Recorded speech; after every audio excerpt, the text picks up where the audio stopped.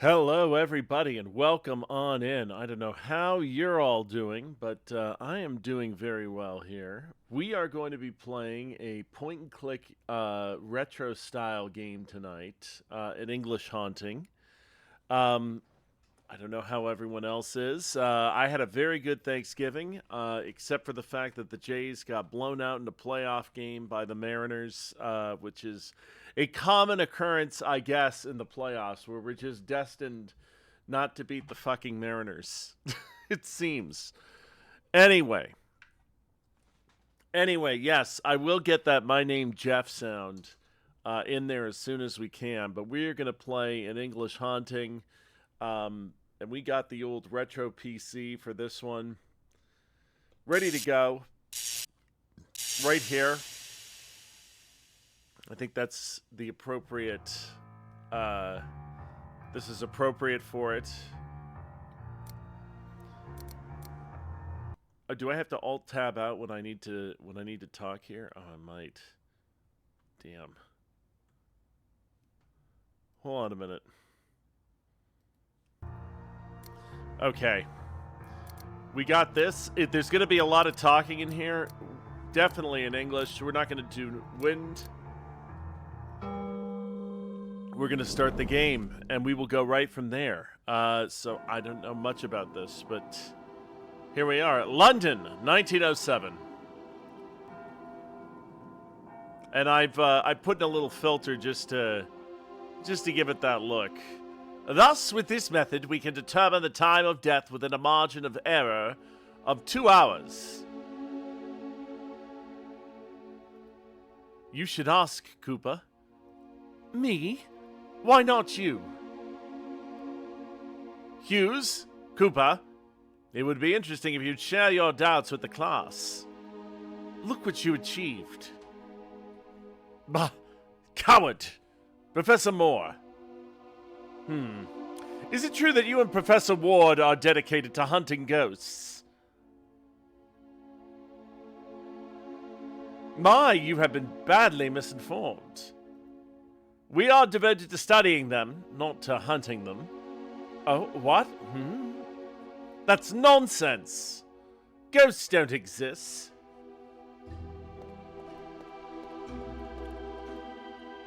Do you have any conclusive evidence that can substantiate that statement, Mr. Cooper? They're a myth.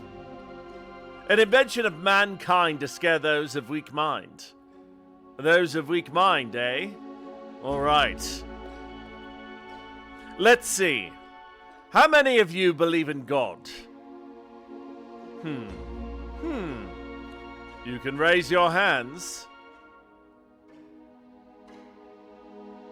All of you. Well, perhaps you should be studying theology and not forensic medicine.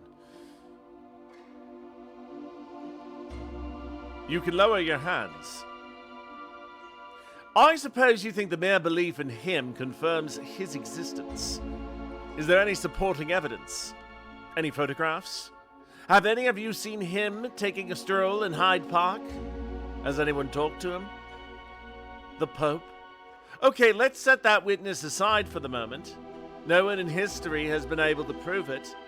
The only proof we have is faith, and that regrettably won't do. Look, gentlemen. Neither I nor Professor Ward asserts that ghosts exist. We're cautious with regard to that matter, even if we have reliable witnesses, and there are a large number of cases. Are those arguments enough to accept this as a fact? No. We would be falling into the same trap you fell into with respect to God. We investigate these claims with the best tools science has provided us. That is the scientific method. A method I advise you to use before compulsively raising your hands to defend your beliefs. I don't think my father would agree with all this blasphemy.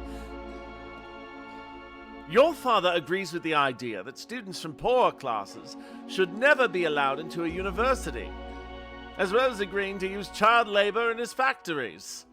So with due respect, Mr. Turner, you can take your father's opinion and come in. I'm sorry to interrupt, Patrick. It's quite all right. What do you need? Look, the Dean wants to see you. Can't it wait? The lecture is almost over. It's a delicate matter, Patrick. Is it about Rose? No, it has nothing to do with Rose. What a relief. I was starting to worry. Talk to him, would you? I'll take care of the lecture. What were you teaching? The scientific method. Apparently, these gentlemen don't get it yet. Very well.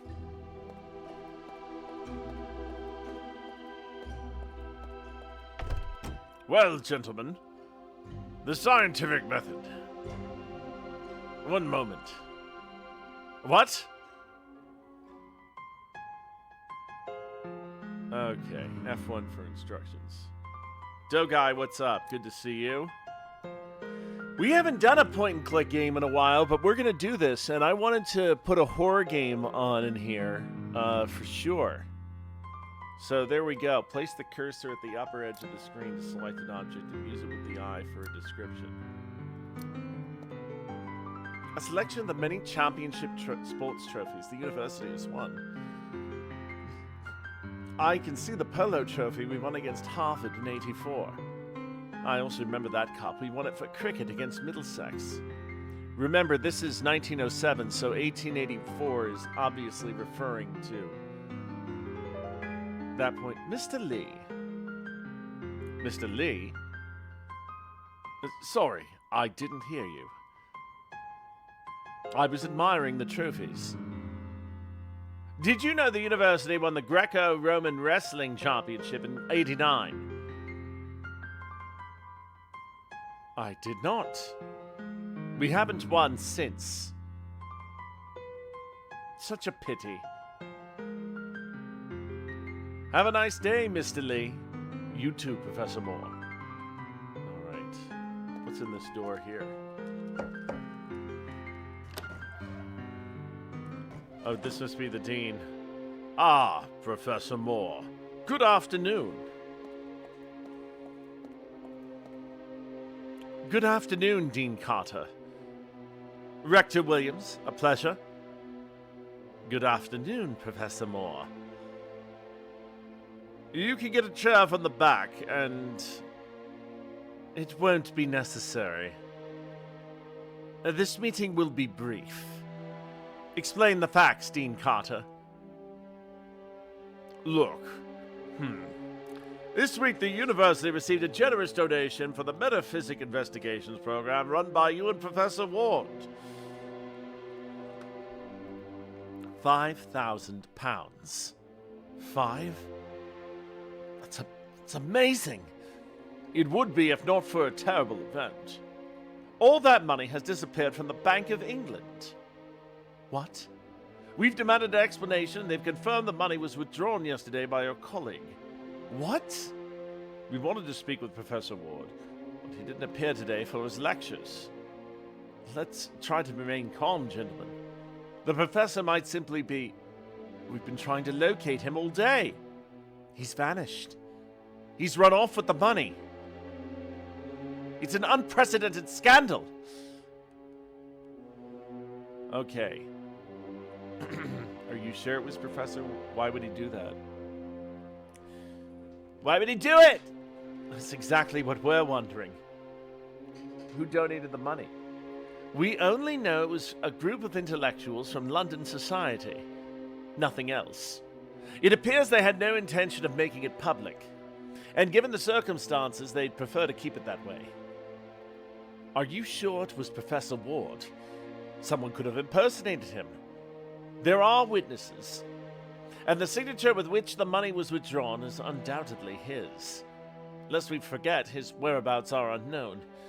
We believe in presumption of innocence and respect it, but in this case... I'm sorry, Professor Moore. This is the unvarnished truth. How could he withdraw the money? He's just a teacher. He shouldn't be authorized. One time he combined his teaching job with the position of deputy treasurer. That was years ago. He resigned. Nevertheless, he was still registered at the Bank of London. We suspect he took advantage of that to commit this... crime. Get to the point, Dean Carter. Yes.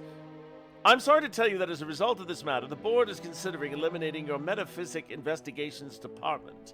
Metapsychic Alright. But it can't be. It is.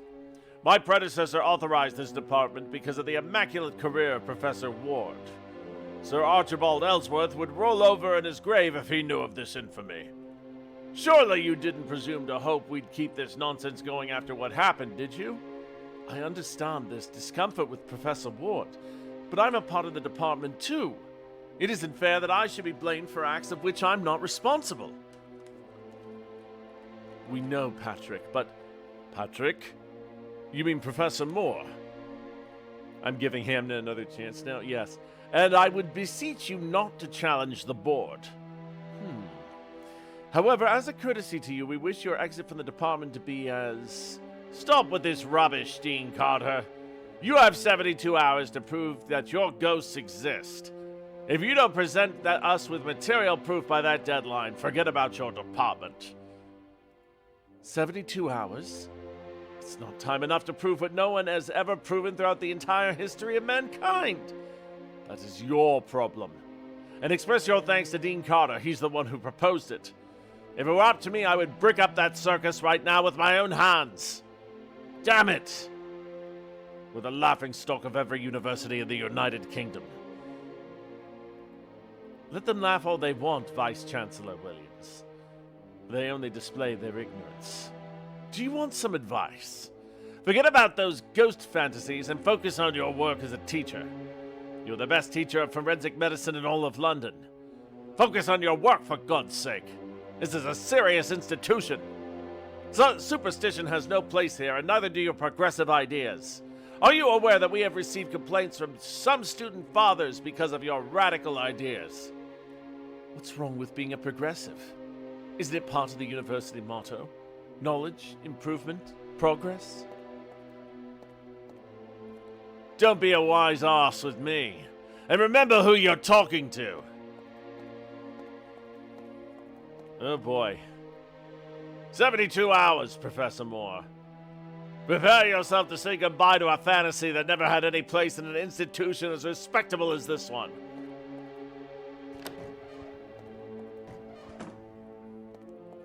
Well, I guess we're gonna have to prove the existence of ghosts. 72 hours. 72 hours, Henry. It's humiliating. Why didn't they just close the department immediately? I have more bad news to tell you. Really? There's more. Your department has been sealed. You won't be able to use any of the resources inside. Damn it, Henry! Couldn't you... I can't. If someone sees you there, they'll know it was me who conceded. That would put me in an awkward situation. The board is treating this matter very seriously. I don't want my position to be jeopardized. I beg you to understand. Yes, I do. I didn't mean to put you in a predicament. I'm sorry. I know the search for the great beyond is your life, but I'm sure adversity will stretch your intellect even further. I don't know how, but try to find proof, please. If it's strong enough, I'll show it to the board and they'll be forced to keep the department open. Oh, God. What kind of proof do you need to show the board? The tangible kind, of course. Something so conclusive that it would convince the ignoramuses on the board to reconsider their beliefs. Time is of the essence. Good luck, Patrick. Jewel of the Seven Stars by Bram Stoker. The Great God Pan by Arthur Machen. In a Glass Darkly by Joseph Sheridan Le Fanu. Williams would be angry if he saw you devoted time to these readings while working. Are these books? I just received an order from that new library near the London Archaeological Society. Do you know it? No. You should see for yourself. There are some genuine jewels. I'll do that.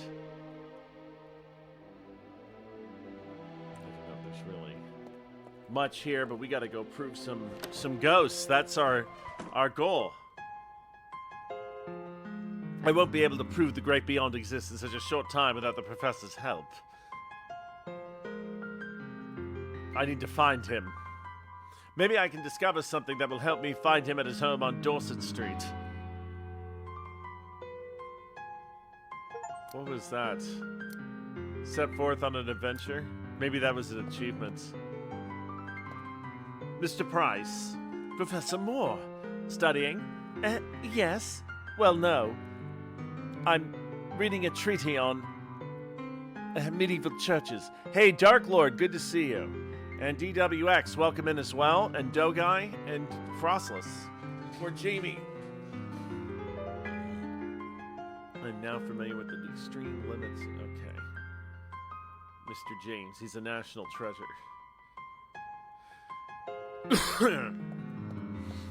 So I guess we'll leave out here. I don't know if there's anything else to do. We're gonna go to Dorset Street. Wow. This is creepy. That's it. Room number 4. So you're a friend of Professor Ward? I'm sorry, I couldn't do that accent properly. Exactly. And he's gone, sadly. And why do you want to inspect his room? Are you from Scotland Yard? No, I'm a professor such as he. I only want to have a look to see if there's anything that might enlighten me to his whereabouts. Ah, that makes sense. When was the last time you saw him? I know he went out last evening. I was in bed, but I heard his footsteps on the stairs. You haven't seen him then? No, sir. Did you notice anything strange about him? Of course I noticed, but not only yesterday, always. He's a right peculiar bloke. Oh, very polite. I wish the rest of my tenants were as courteous as him. Why is the corridor so dark? The electric company talked me into installing this new light system in the house. What they didn't tell me is that the price would double compared to gaslight. That's progress, you know? Progress for the usual suspects, those in power. I told the tenants not to use the corridor light unless they want me bills to start affecting the rent. It's curious that he lived here. I mean, his salary was high enough to afford him a better place than this. A bloomin' novel? Is that what you meant? I don't mean to offend you, Miss Dawson. No, you're right, it's a bleeding hovel. And it's the classiest hovel in all the East End, and with the biggest rooms for 4 blocks. Would you do me the kindness of lending me the key to the room? I don't have it. What? Professor Ward was a bit forgetful. He asked me for my spare key in case he lost his. Wouldn't be the first time that happened. So he's got 2 keys. And me none, that's it. How can I get into his room? You can wait for the locksmith to come tomorrow. I'm afraid I don't have that much time. Or you can try to open it yourself somehow. I won't object. Just try not to break it. I'll be downstairs if you need me. I know that was kind of a rough way to do that, but you gotta do something here.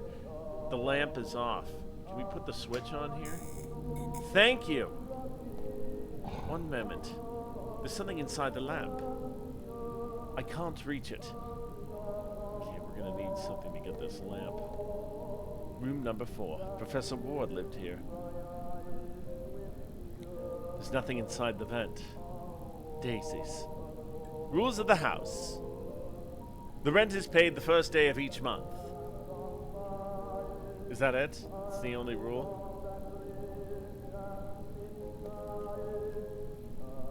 Not Professor Ward's room.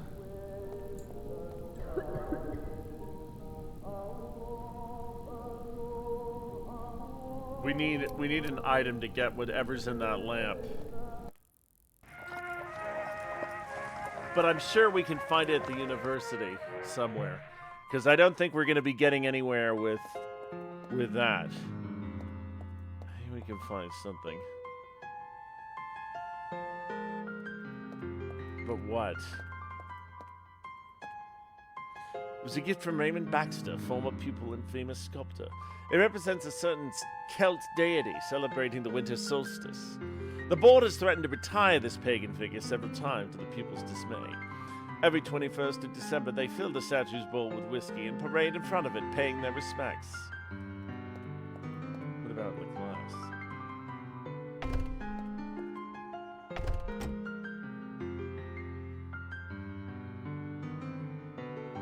Books? What about Lewis? Frank? Bad news, right? Worse. The board is threatening to close down the Metapsychic Investigations Department if I don't present irrefutable proof within 72 hours. Proof of what? Of the existence of the great beyond. Damn idiots. That's an impossible time frame. How dare they? That despicable Williams will end up getting what he wants. Have you seen any ghosts lately? God willing, this would be easy, right? How long has the Metapsychic Investigations Department been running? 3, 4 years? 4. And they want to solve the great mystery of life after death within 72 hours. They neither want to nor intend to. I've been given that time frame, and it's because Henry interceded. If only you could succeed. I would like to see the faces of those decrepit geezers when you show them undeniable proof. I think I didn't know Professor Ward enough. We had a very close relationship, but it was purely professional. I don't know a single thing about him, his life, apart from him being the chief coroner of Scotland Yard before becoming a teacher. If I had even a mild interest in him, I might have detected signs of what he would do. Don't punish yourself for that, Patrick. Nelson was very reserved. I doubt anyone in the faculty really got to know him. Should get going. He's just gonna intended for school materials. What about the cabinet over here? Full of flasks and test tubes. Flask of sulfuric acid. Maybe that gets us the lamp. They're very fragile. Well, we got the arm. And we got the eraser. Anything in the books we need? Nothing really.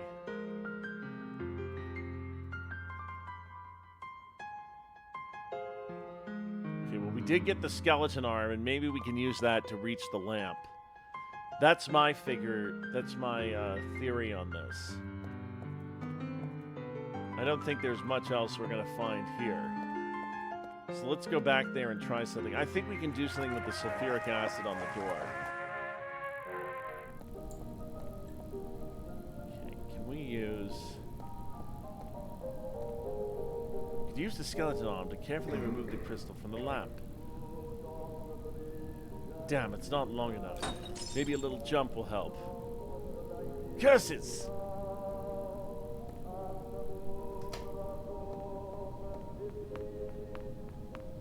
What was that? What was that noise?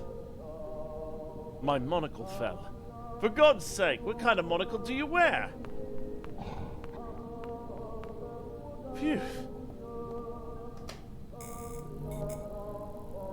There's a key here.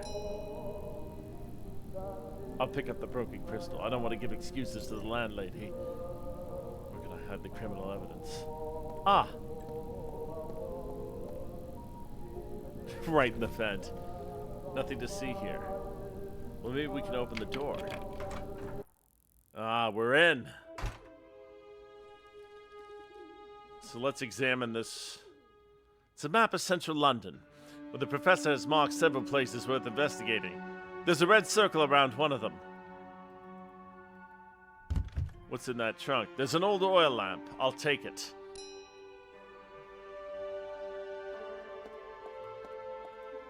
Shoo! The street is full of tramps and drunkards. Professor felt more comfortable among them than among his colleagues. It's in the bed. Doesn't look very comfortable.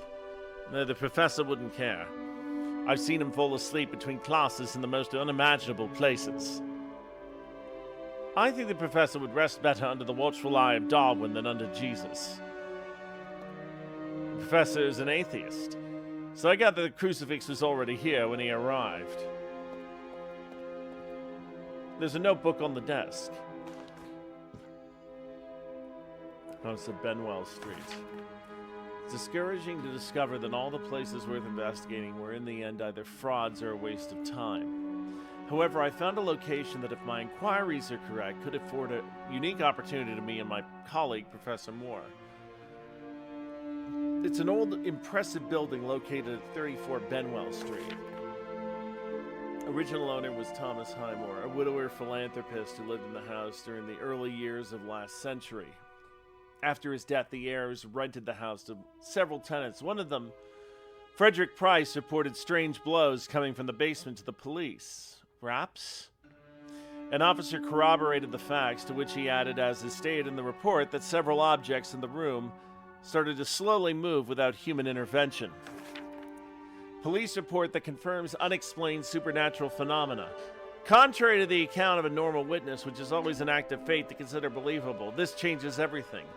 No police officer of sound mind would cast doubt on his professionalism by falsely signing a report such as this, so we can be sure this is an account we can accept, and thus a very valuable one. Terrified, the Prices left the house 2 months later. Their place was taken by a Benjamin Jones. By searching through the documents of the estate agency that managed the property, I found a report stating that the tenant abandoned the house 4 weeks later due to constant unspecified occurrences in the basement. In my investigation, I found 2 other cases with that basement as the epicenter of supernatural activity, but I have yet to verify them. I still haven't informed Patrick about this. We could be dealing with another dead end, and if someone has to waste his time with this, I'd rather it be me.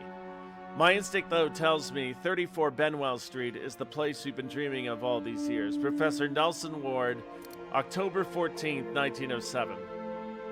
Ha! Imagine that! It's October 14th, literally in a minute.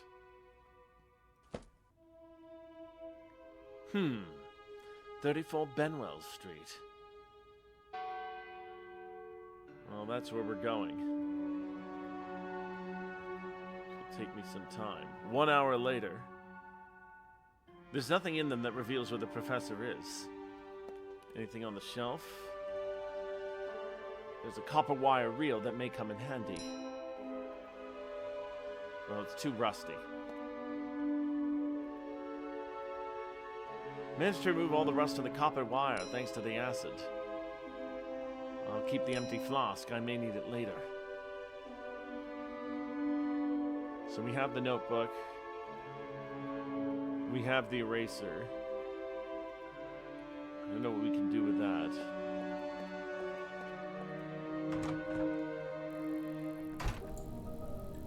I think we're good here, though. And I think we can go investigate 34 Benwell Street. I really admire the pixel art of this game. It's really, really well done. Number 34, Benwell Street. I hope the professor was right and there's genuine supernatural activity here. Good afternoon. Allow me to introduce myself. My name is Patrick Moore and I'm interested in conducting an investigation in this house. A what?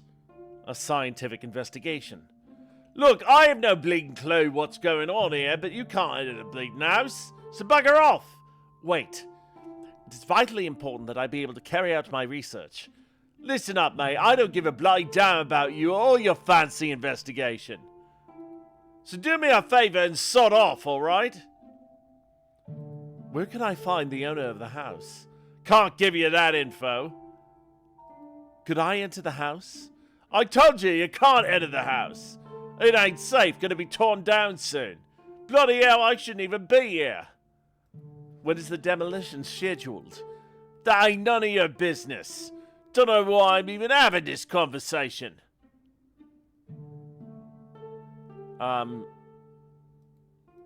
Please help me in my investigation. I'm a serious individual. University professor and scientist. I possess credentials. Keep them to yourself. You're starting to get on me nerves. Have you witnessed any strange occurrences in the house? Listen, mate, clear off if you don't want trouble, alright? What is the reason for such hostility? Ain't you giving up? Leave me alone if you don't want things to get ugly. Am I making myself clear?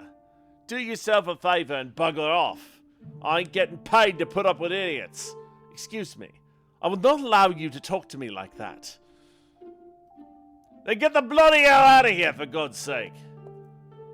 I fear gaining access to this house will not be easy. It does not say when. Bloody idiot, ain't he? Who? That bloke! Ah, yes, not very friendly. Anyway, what do you want to get in there for? I'm a scientist. I understand there's some unusual activity in this house. What? The house is haunted, that's all.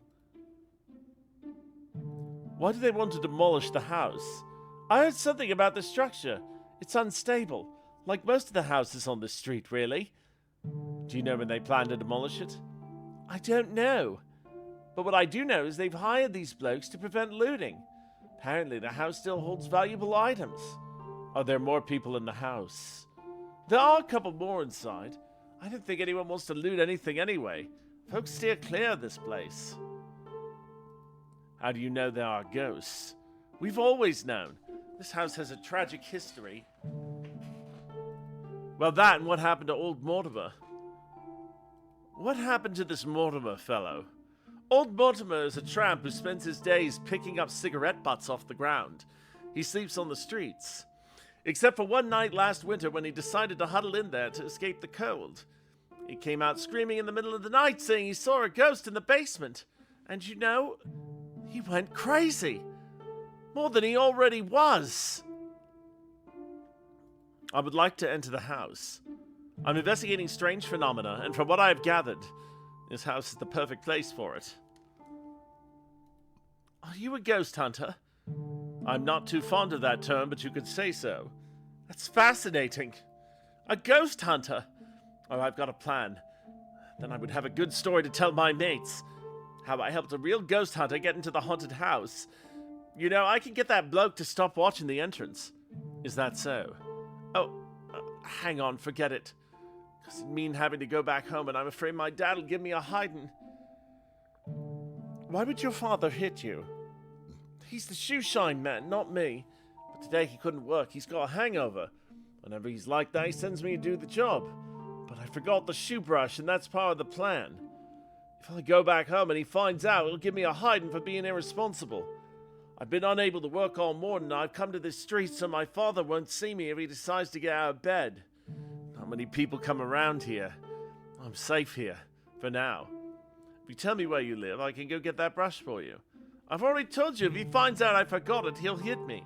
I can convince him not to. Then I won't be the only one getting a hiding. Without the brush, there's no plan, right? I'm afraid so. I think I have an idea, though, but I think we're going to give him the eraser, but we got to run through all the rest of this. What's the story behind this house?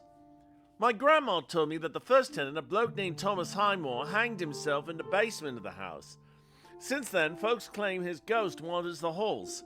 My grandma also said that no one who's lived here has lasted more than a month. They've all encountered the ghost. You say there are ghosts in this house. Why do you think it's abandoned? Nobody wants to live there. Let's see, you need a brush to shine shoes. Exactly. Otherwise, you won't be able to carry out your plan. It's a good plan, listen.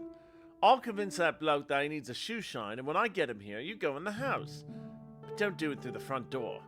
If you go around the house, there's a little window at ground level that leads to the basement. It's broken. That's where old Mortimer got in that night. It's a brilliant plan. You are a little evil genius. I'll see what I can do. Well, I already have an idea. Oh! That's the closest thing to a brush, yes, sir! But it won't do, it's dirty. The idea is to shine that bloke's shoes to distract them, not get them dirty. What do we do then? That won't clean the eraser.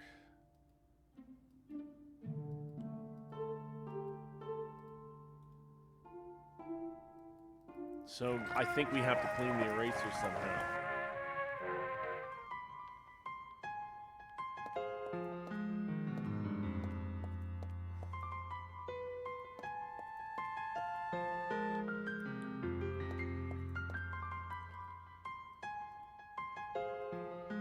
can I do with that? Can I use the chalkboard with it?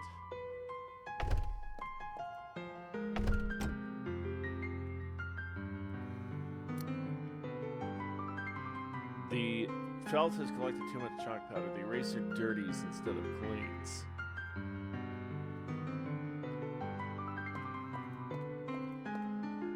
It won't work. Not worth trying. And if I could use some more... What could we use to clean the eraser?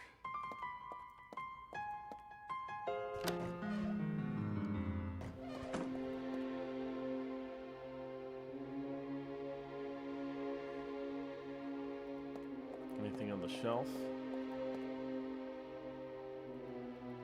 One's on the first shelf and probably the second one too.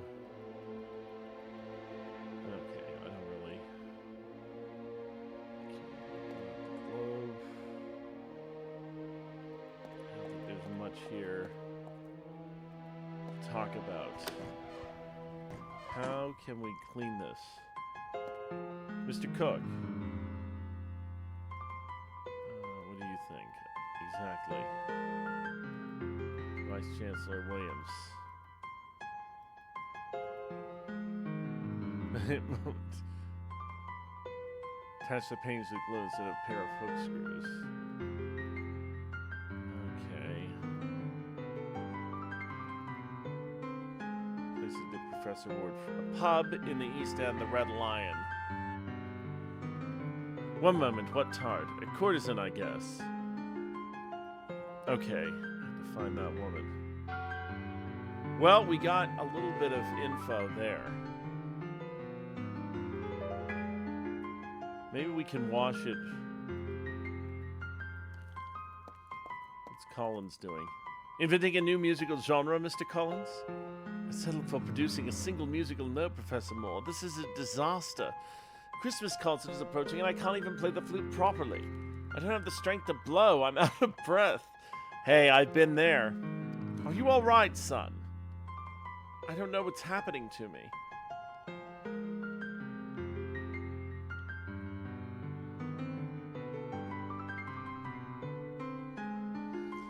This is the concert. Okay, he's had some issue with the flute.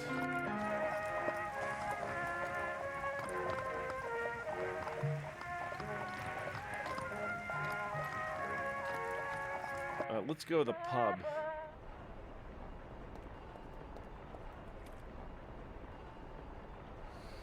Well, there's a dog eating shit. There's a prostitute there.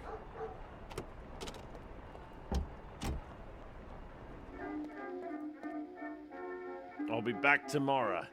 You're lucky I've got more patience than Patty. By the way, all this old dry wood looks mighty flammable to me.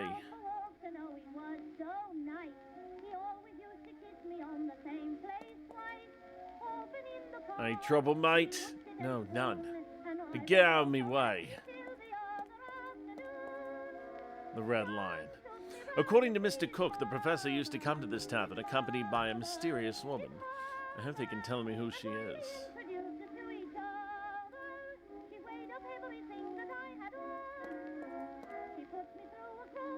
I'm the only one who touches that, sir.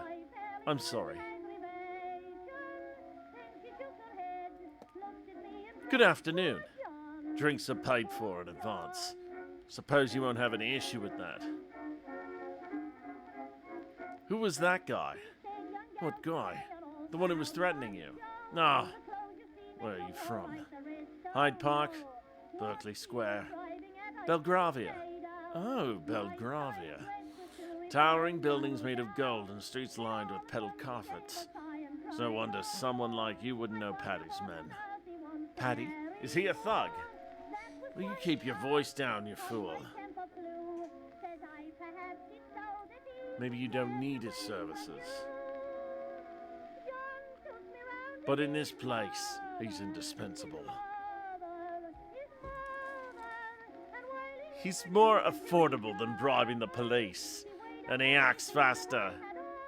I suppose you know what I'm talking about, Mr. Belgravia. I've never heard of Paddy and his men. Who are they? Where do they operate?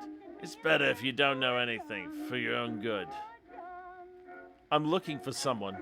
His name is Nelson Ward. He's a university professor, always well-dressed and a bit eccentric, I'd say. I've been told he frequents this place. I haven't the faintest idea who you're talking about, sir. Not even the woman who usually accompanies him. A woman? In the Red Lion? Are you joking? The only women who come in here are those whores who want to be bought a drink. I was told he usually comes at night. Ah, at night. That's Harvey, the owner of the place, who takes care of that shift. If you come back later, he might be able to help you. Cannot wait that long. In a hurry to get out of the East End, eh? Ask some of these drunks, maybe they know something. But don't get your hopes up. They got enough to do without throwing up on themselves. Thank you very much. Excuse me, sir. John took me round to see his mother.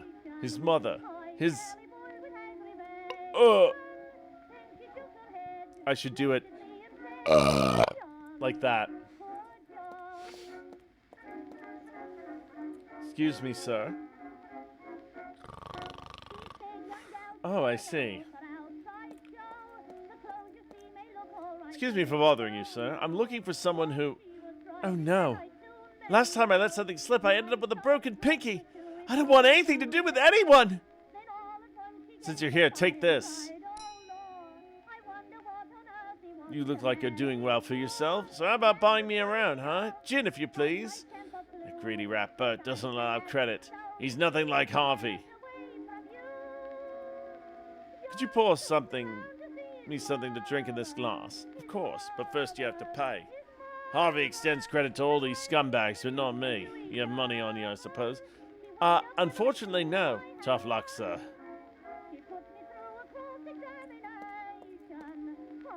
I apologize for interrupting your moment of bliss. Could I ask you a question? Oh, how eloquently you speak. I hope I can keep up. I'm looking for a regular patron of this tavern.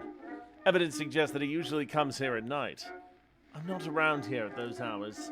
I'm on the night shift at the factory, and they pay the same as the day shift. But I won't bore you with my hardships. You probably think the same as my boss. So your friend is a regular at this dive at night, huh? You should ask Harvey when he comes. The owner? I do not have time to wait for him. One of those trollops out here usually hangs around at night, too. She does business with those who haven't spent all their money on booze. I think her name is Kate. You should ask her. Thank you very much. You've been very helpful. You're welcome. More holes in the wall than on the dartboard. Aiming does not work very well with too much alcohol. Hey. Bourgeois thinks everything belongs to them. My God, that music in the background is awful. But maybe we could talk to this fine, moral, upstanding woman over here. Ma'am? What do you want? Kate, right? No, I'm Ruth. She's Kate. Kate. Kate! What do you want, Ruth? Can't you see I'm busy? Busy? With that one? I didn't say anything because I wanted you to figure it out for yourself. He shaved off his beard but still smells like a pig. Hey! Mind your own business, whore! Hold on a minute. I think Ruth's onto something. You're the guy from yesterday who wanted a piece of us. And without paying. I don't know what you're talking about. I'm new in town. Want free sex. Head to the alley behind that fence. No one ever goes through there. Just think of your mother.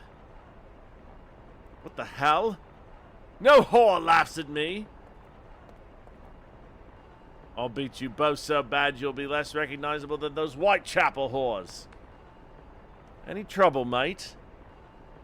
None, officer. You sure about that? You're bloody whores. Thank you for reminding these ladies of their trade, Sherlock. Now bugger off. Everything all right here? It is now. Thanks, McPherson. Be careful, all right? By the way, you're a week behind on your payment. We're aware of that, but you're costing us dearly. Maybe we should go with that Irishman. He doesn't ask for much. That Irishman would twist your necks if you were late on a payment. With me, you'll just spend a short while behind bars. By the way, I'm Irish too. I really wish I had done the accent then. What did you want, Ruth? This gentleman is asking for you. Come closer. Good afternoon, my name is Patrick Moore. The bartender at the tavern mentioned that you know most of his customers. Especially the nighttime ones, yes. Well, I'm looking for... Professor Ward, isn't it? Yes. How did you know that? Look at you, a fish out of water in a place like this. Just like him. I highly doubt you're looking for any stinking drunkard from that dive. I know him, yeah. A very polite chap, one of the few who greets us when they come around here. What do you want with him? I know he's occasionally accompanied by a woman. Yes. Do you know her? Do I know her? Everyone in London knows her. She's not the late Queen. Who is she? It's been a slow morning, and it seems you have no intention of paying for my services. I'm afraid I'll have to charge you for that information, Mr. Moore. I regret to inform you that I have no money on me. You're wise. With those looks, you'd have been mugged by now around here. In that case, You know what? I've had a dry mouth all morning. Usually at night, Harvey the tavern owner treats me to a drink. But he's not around now, and that snooty Bert isn't usually up for it either.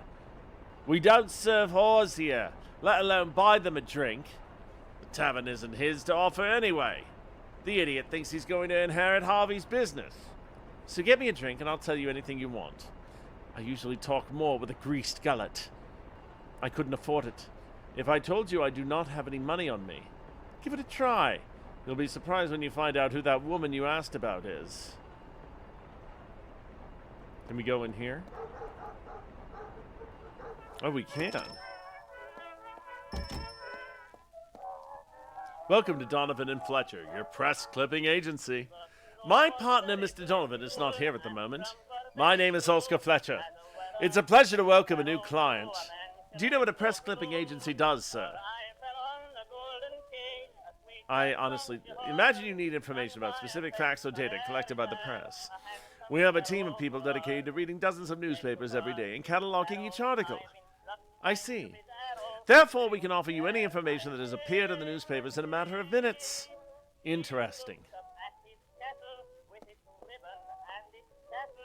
I need information. I need information about a certain house on Benwell Street. Could it be number 34? Yes. How did you know? Recently, a client asked us for all the articles related to that particular place. Might your client's name be Nelson Ward? Exactly, Professor Nelson Ward. Do you know him? He's my colleague. I could share with you what we found. I remember that information very well. Excellent. We could only find 2 pieces of news. The first one is related to several disappearances of young women during the second decade of the last century. Police questioned the tenant of number 34 Benwell Street, Thomas Highmore, as a suspect. It was a scandal, as the man apparently had nothing to do with those disappearances.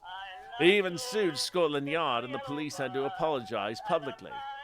Unfortunately, the pressure he was under got the better of him, and he committed suicide in the basement of that house. Second news article dates back to 1824, if I remember correctly. Tenants there complained of strange noises in their basement. Police certified the facts, but could not give any rational explanation. Anything else of interest about that house? We didn't find any news related to the matter. I appreciate the information. Okay. Can we go in the office? No, can't go in there. People working. Okay, let's go out the door and maybe see if we can get a drink for Kate.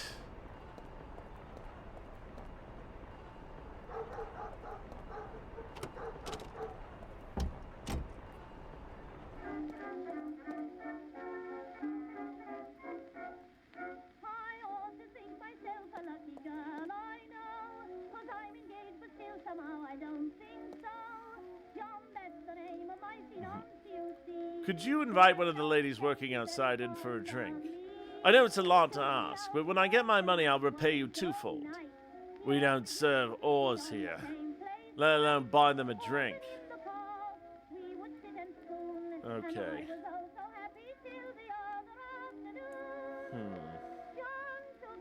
Nothing more to say to him.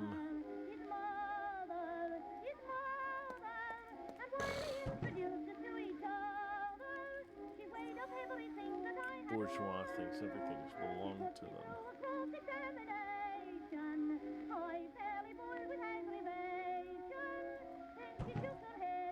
Can't do that. How are we going to get some drink?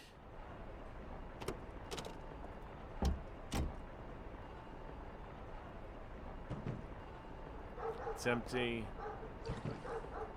Still contains wine, perhaps a quarter full. Spigot is swollen and damp.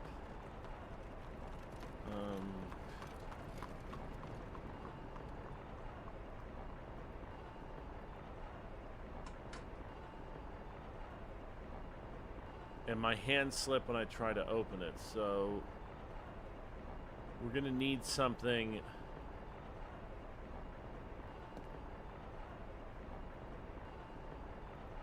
I'm gonna need a rag of some sort. Okay. One round Jack will be facing challenger Walter Black. This, we find it.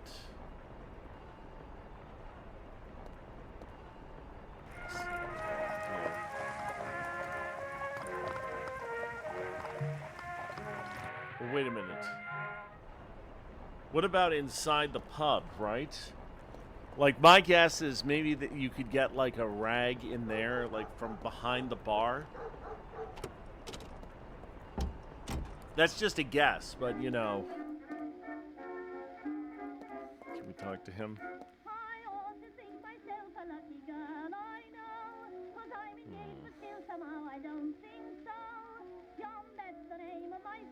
Martell Gin. 72 Cockburn. Waiting for you.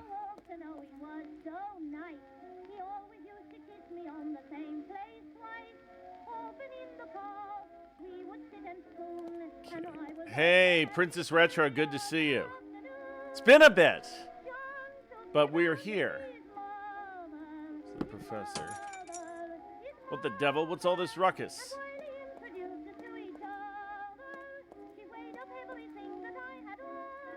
One of these things. They're done by an old man who spends too much time here. Fellow named Tennille. Harvey says they're worth a lot.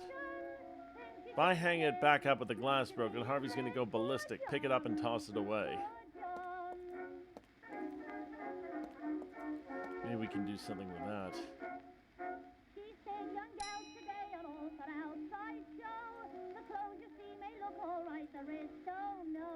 What can we do with the caricature here? Caricature of Professor Ward in a small frame. Glass cup. No trace of rust on copper wire. The oil lamp does have fuel, but we can't really do much with it.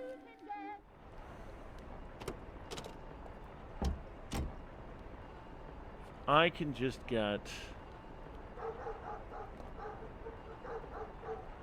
We need to unjam the spigot, though. That's the problem.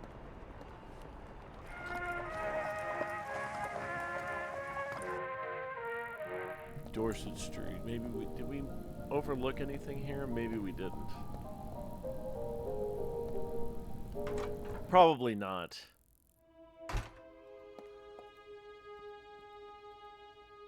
Can't use the bed sheet. Shelf, the painting. What's on the map? 34 Benwell Street. Anything else in the chest? The shelf. We already looked at the junk box.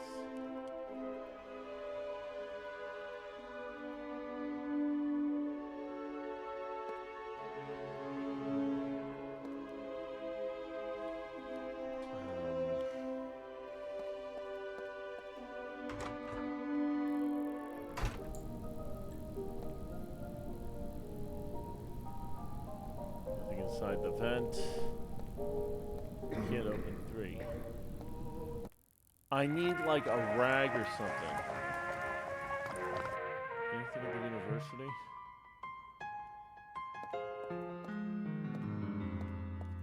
What could we have missed? I doubt we could find anything else here. But you never know. There might have been something we overlooked. What about if... Can Robert do it? Frank help us?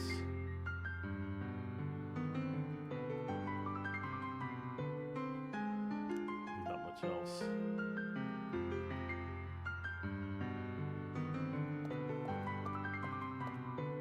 Anything else for the cabinet?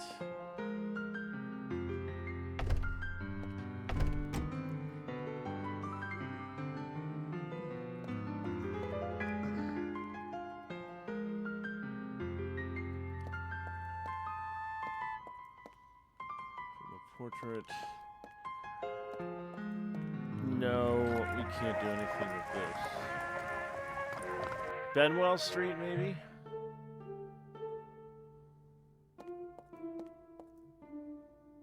Debris.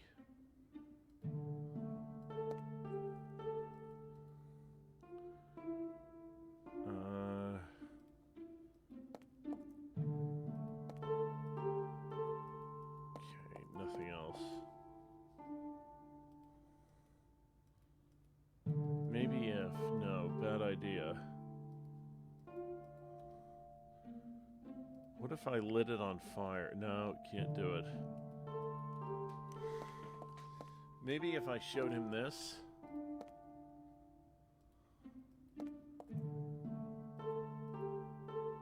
Serve my plan.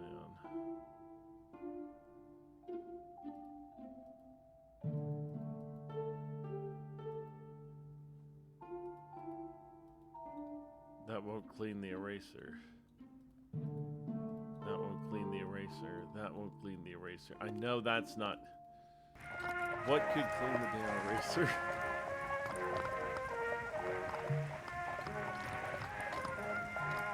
I mean...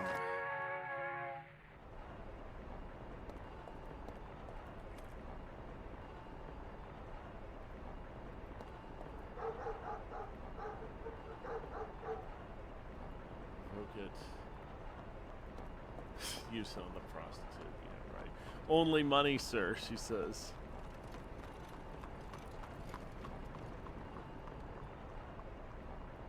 Crystal, very nice. Now fill it up.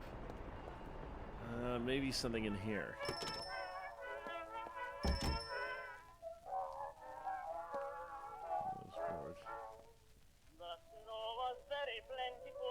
Are you struggling with anxiety? Stress? 14 Barton Lane.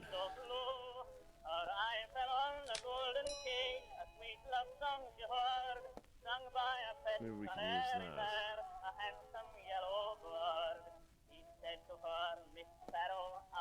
I mean, it's the only thing I've got, because I don't think we're gonna be going anywhere unless I visit his street. Can I do that? It didn't pop up though. That was the only thing.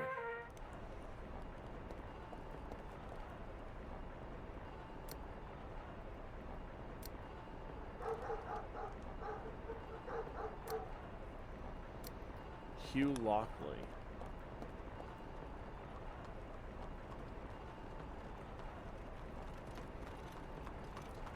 Let's just see if I can... Can I read that again?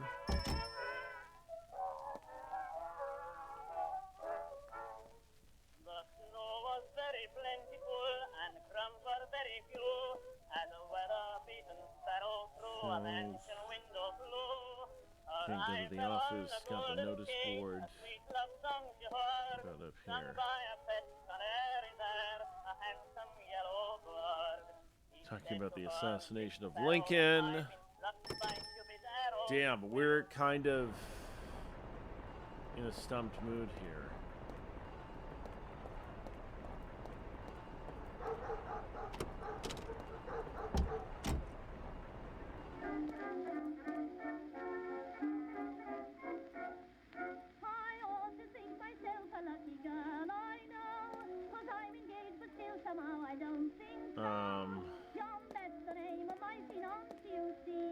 Haven't you thrown it away yet? Very fond of me. He took me out for walks and oh, he was so nice. He always used to kiss me on the same place twice.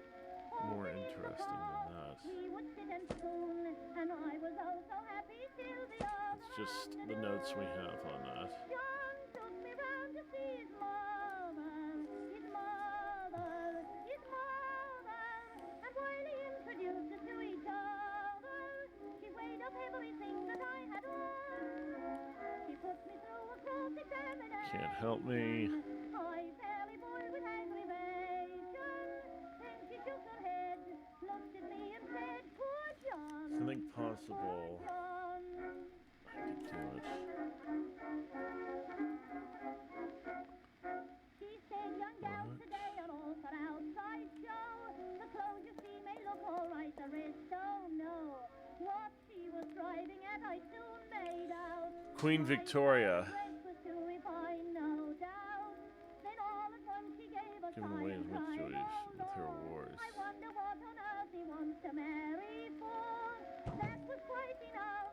Up my temper flew. Damn it. Said I, perhaps it's so that I can't even do anything in there. BS Tuna. Coming in with that raid. And give a shout out to BS Tuna. A shouty. Playing more Pokemon Scarlet and Violet. Please go give our friend BS Tuna a follow. Can we figure out... We have this business card of a psychiatrist. Maybe we can do something with that.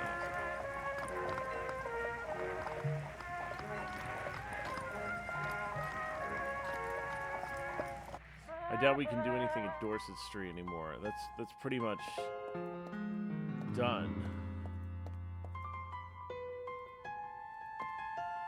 Have you thought about seeing a specialist? What do you mean? You have all the symptoms of an anxiety attack. Take this. The person can help you. A loony doctor. A psychologist. A loony doctor. No, a psychologist. You've told us about Freud. What if he tells me I'm a victim of frustrated sexuality? We're in England, son. The birthplace of sexual frustration. But yours is simply stress from overwork. Trust me and seek the help of a specialist. After that session, you will blow that flute so hard that the string musicians will have to make a superhuman effort just to be heard. I'll listen to you, Professor, and I'll go now. Do you mind holding on to the flute for me? Of course. Here you go. Well, we've got the flute.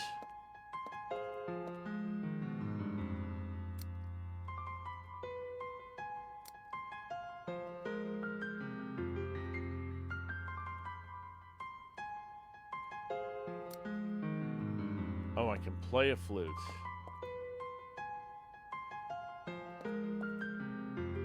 Well, that's interesting. The hell would I want to play a flute? Maybe in the bar? It's the only place I can think of.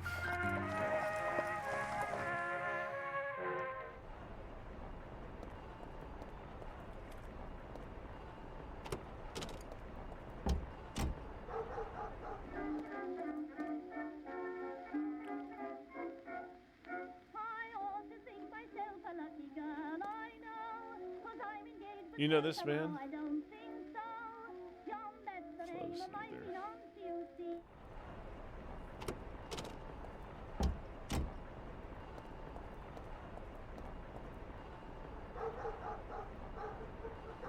Only money. Can't play the flute there. Can I play the flute in here? Probably not.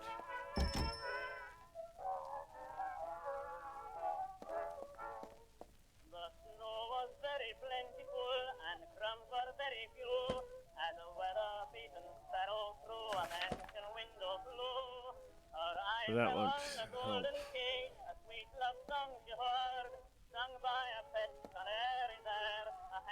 Can't get any information about that.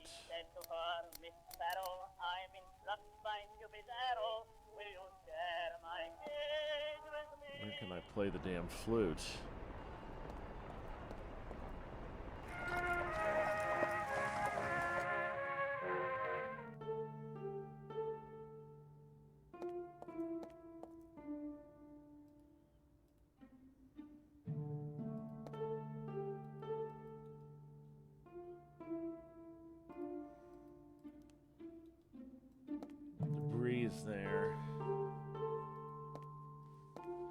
Can't go in there. What else have I tried? Like...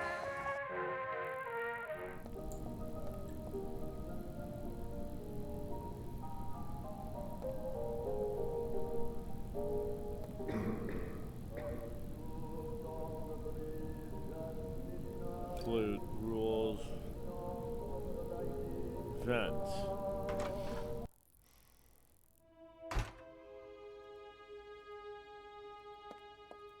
We did go through everything in here.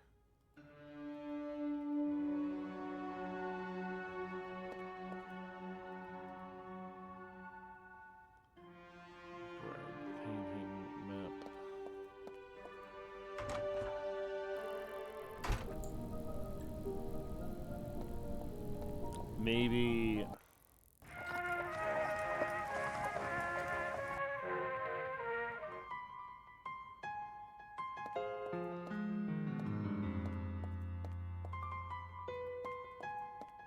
We got his flute.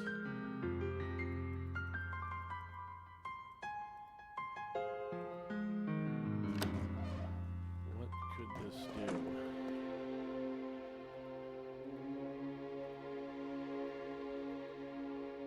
What would Henry be interested in?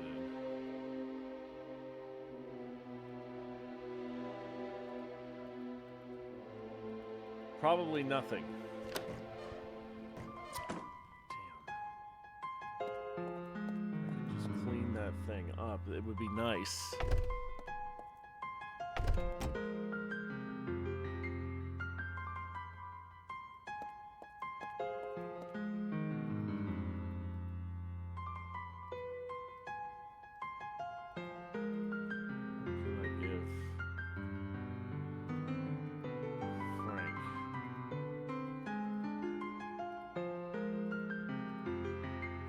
Has no interest in anything. Oh my god.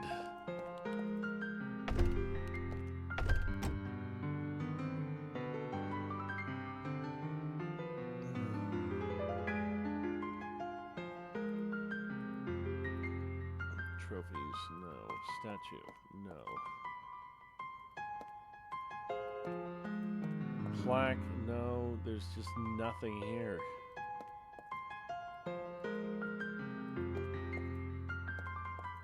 Doubt there's gonna be.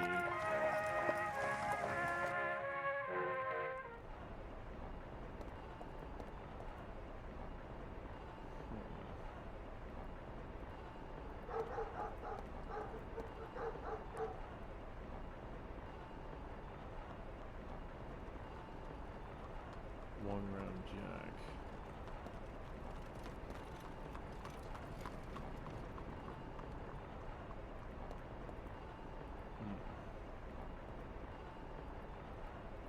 Do me that favor. Well, I'd love to get you that drink. I don't know what I could do.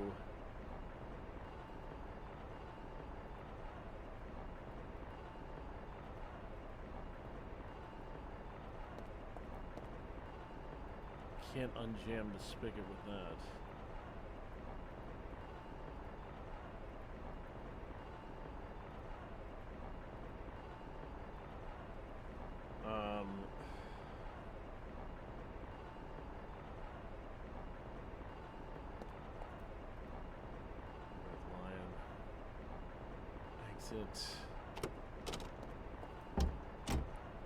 I wish they had like a little hint thing in this game.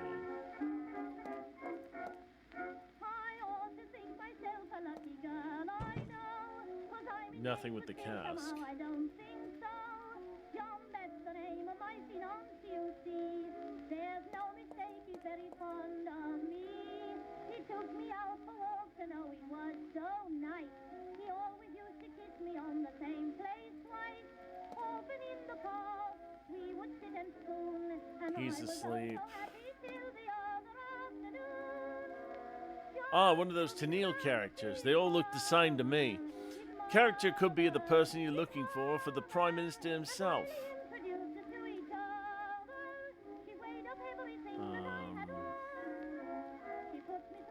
Not with Jim, what are you waiting for? Then she shook her head, looked at me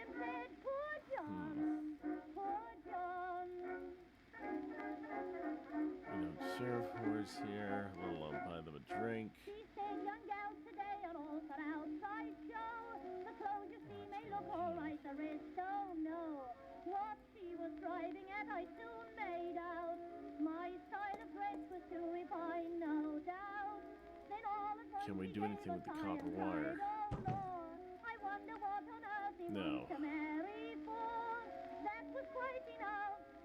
No need to play the flute. I am like completely lost here. So that he can get away from you. John took me round to see his mother, his mother, his mother. And while he introduced us to each other, she weighed up Fuck. everything that I had. I mean, we got that flute.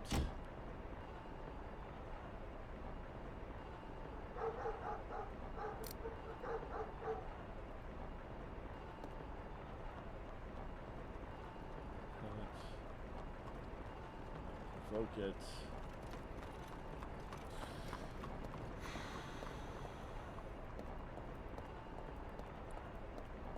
What can I do with the copper wire?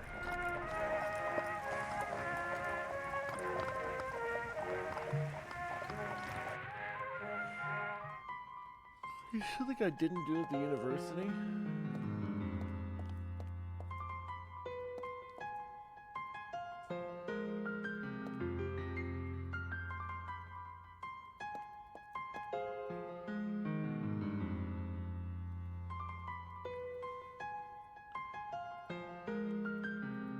No, bad idea.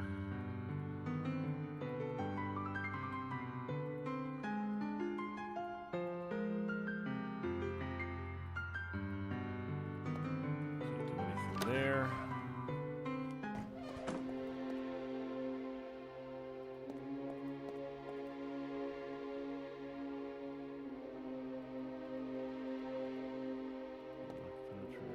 Still the same books that he read.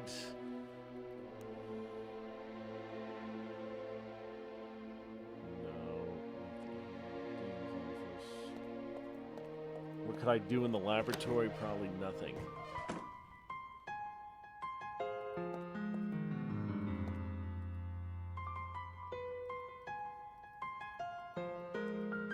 Wrestling trophies. Preventing you from participating in championship.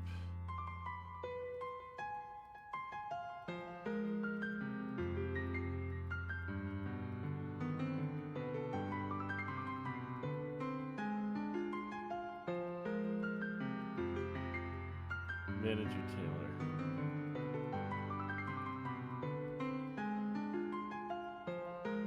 Manager Taylor. Where is Taylor anyway? That's a good question. I'm assuming I have to help him with something.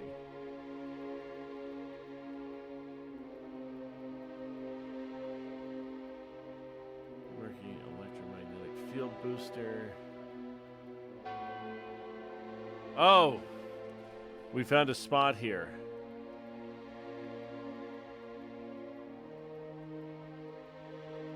Closed mind. We heard about that, but we did open another area. Probably working on this electromagnetic thing, and maybe that there will be something in there that we can use to uncork this thing. We can go to Patrick's house, which is a very extravagant... Lord Blackwood? Oh, Rose, you didn't mention there was a family gathering. We came as soon as we heard. We're very disappointed in you, Patrick. Do you have anything to say in your defense? Is this about Professor Ward? Of course it is. Your nonsense has finally exhausted this family's patience. It wasn't enough to embarrass us with your ghostly fantasies, but you ended up involved in a robbery. And at the university, no less. No one has ever defiled the Blackwood family name until now. Oh, one moment. Involved?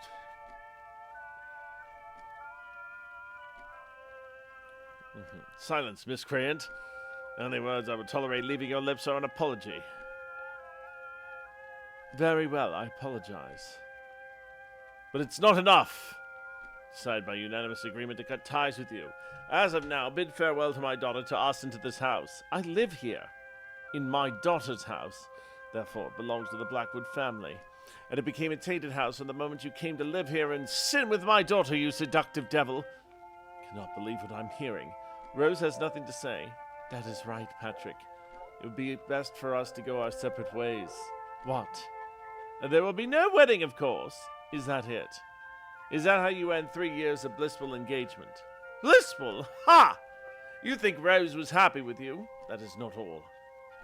I have taken the liberty of pulling some strings to freeze your bank account. You will not be able to withdraw your money until you've proven your innocence of the crime.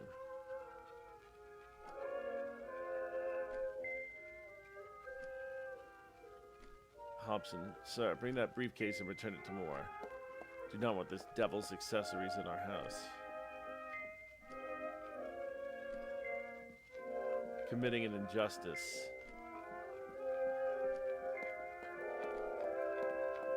Well, we get a briefcase back.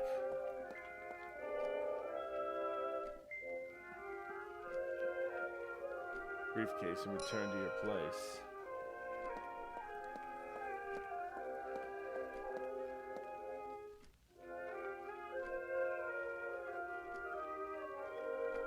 What's she giving us?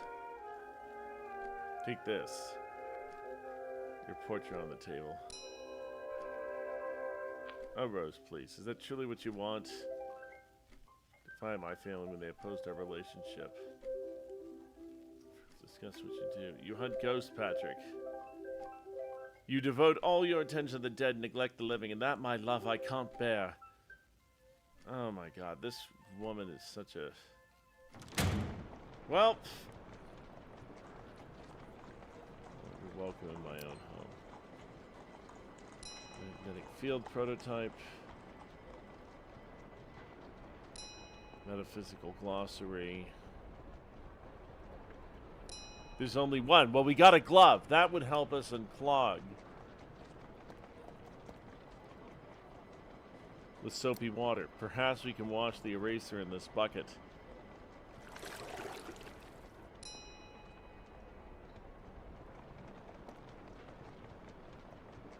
And the eraser is clean. What can Tim get us?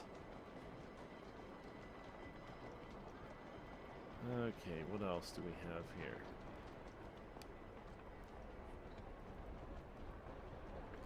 Can you tell me today's news? Interested in National Union of Women's Suffrage. Of course.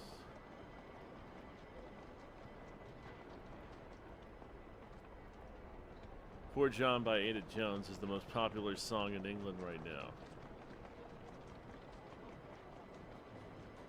She'd charge you extra for this. What on earth? I couldn't help but hear her father's shouts from inside the house. One round jack.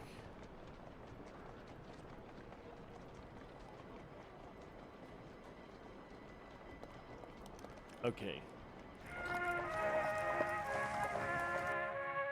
No, not the university. Go back, go back. We got the glove we needed to get that woman a drink. But we can also go into this, into Barnwell Street too.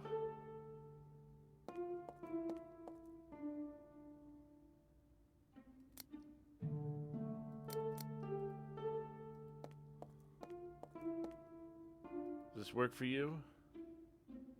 Oh yes, and it's clean. With this, I'll finally be able to work. Shine that bloke's shoes. He won't be paying attention to the entrance. Yeah, we know that. Give me room and watch. Oi, you!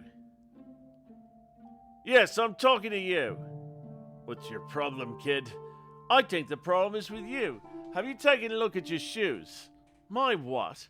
Mind your own business, tadpole. Alright, but don't say I didn't warn you. Warn me about what? If the one who hired you were to pass by and see your shoes, he'd think he'd paid for a pigsty caretaker. I don't think you're giving off a very good impression. You bloody little trickster. How much would you charge to shine me shoes? Don't worry about the price. Someone like you can afford it. I have the most competitive prices in all of London. All right. Make it quick, all right. Make them sparkle. They were just bought at Harrods, and if you want for the same price, I can sing you a song. Poor Johnny. Now lift your foot and place it there.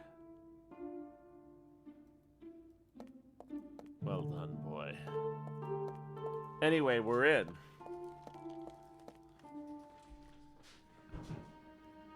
Goodness gracious, the odor of dampness in this basement is quite potent. Almost unsanitary.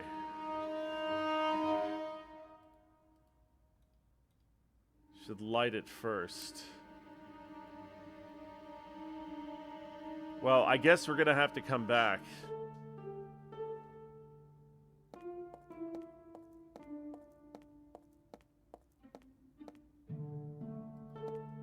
Hopefully he won't be gone, but I think what we can do is we can go to the bar now and use that glove to open that wine cask. We needed something to...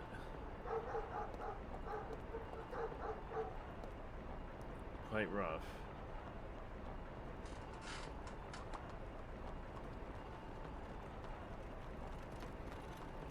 To open it gently.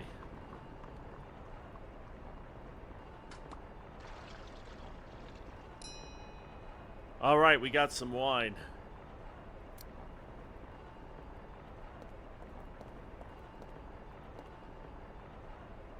Here you go. Wine? Sorry, this is all I could get. Damn it.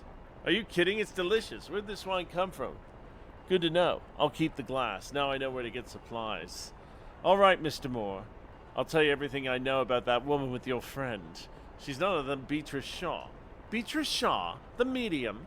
Exactly. Beatrice Shaw is quite the celebrity. All of London knows her, except that barman, apparently. But he's an idiot. Doesn't know a thing. Beatrice Shaw?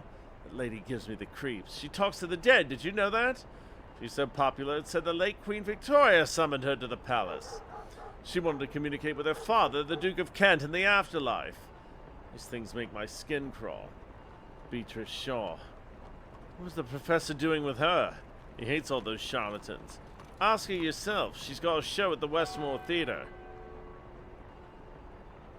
I think I'll be on my way then. You know what I mean.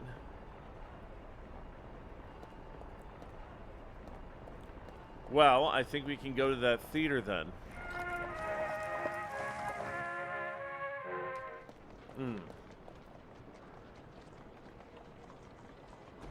Interesting. Excuse me, sir. I'd like to see Miss Shaw. It's about to end. All the tickets for the next show are already sold out. I'm not a journalist. Admirer? Not exactly. It doesn't matter who you are. Miss Shaw does not speak with anyone. Especially not with strangers. Who's Patrick Moore? You? I've been sharing that no one tries to enter the theater. Unless Mr. Westmore of the theater. I wasn't serious, sir. I don't like wasting your time. I can tell you where he is right now. Usually spends his evenings at the BAS headquarters, the British Association of Supernatural Studies. I have here a matchbox from the headquarters. The address is on the cover. Okay. It fell in the puddle. Apologize for my clumsiness, sir. Oh, it's quite alright. I'll... Matchbox, if you like. But that's something we can light the... Good afternoon, apparently. It's all... Can I light it? I'm just curious now. Can we light this thing at Bemwell? Might be able to.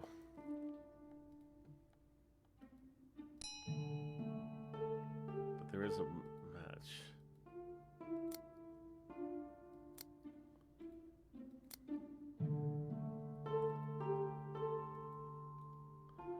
Oh, we got a wet match. That fuck.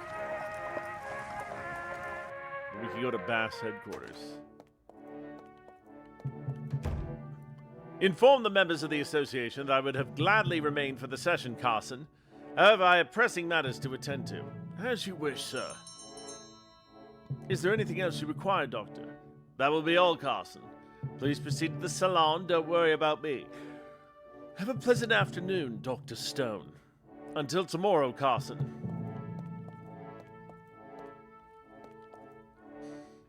Professor Moore. Dr. Stone, what is the meaning of this provocation? Are you not ashamed to come here? What? What do you mean? You know perfectly well what I mean. Oh dear. That blasted article, isn't it? You and your colleague, Professor Ward, ridiculed this institution. No, it wasn't exactly like that. The editor of the Gazette of the Society for Psychic Research in London commissioned us to write an article about the role of the bass. I regret that we prioritized honesty over moderation. The language employed in that article was defamatory. If it is of any consolation, we should not have signed that article. It was not our intention to antagonize you. Excuses. Allow me to cite verbatim. Any purported witness with a minimally coherent tale could pass through the scant filters of the BASS and augment its casuistic archive. Indeed, however, the BASS proudly presents an extensive catalog of visual material which does not substantiate the existence of an afterlife, but rather illuminates the naivete of its members. You made a mockery of us in the eye of the public. We've endured enough of deniers of spiritualism and skeptical journalists. Goodness me, you appear to be aligned with them. However, it is of no consequence. You know what? We were contemplating legal recourse against you both for defamation. But after Professor Ward's scandal, I expect it will not be necessary. The credibility of both Nelson Ward and yourself is now in tatters. I'm unsure of your purpose in coming here, but I hope you receive the reception you rightly deserve. That is to be kicked out of here. Good afternoon. What a bitch.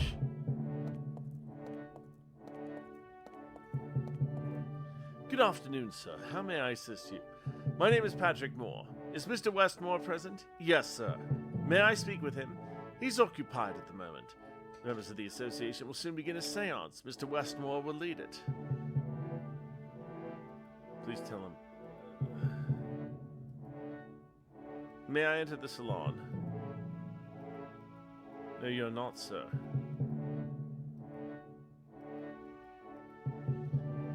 20 minutes, 5 hours. Okay.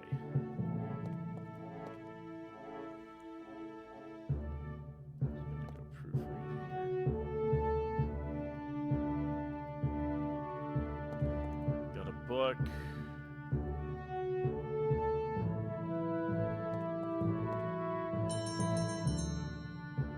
Huh?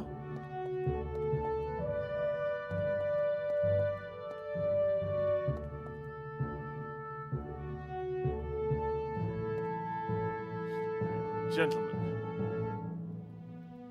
no one's called for you. Disruption. Can't do anything with the salon. Who's that on the photograph? Ghost.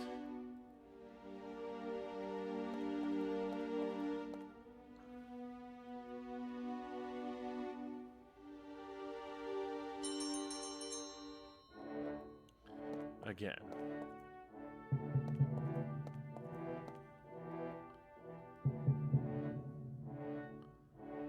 What can we do with the desk? It won't happen again.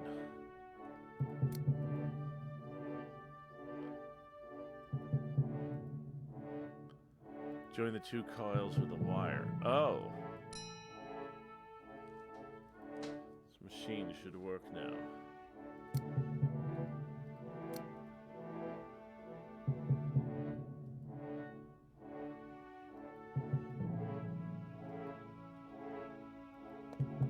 See if we can ring the bell and put this on here.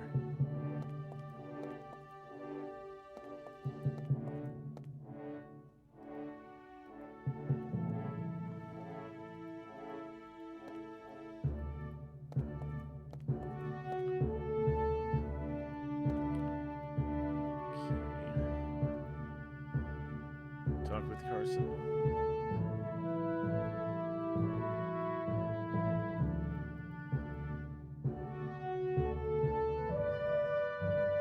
Okay, not much else. He just doesn't want to be disturbed.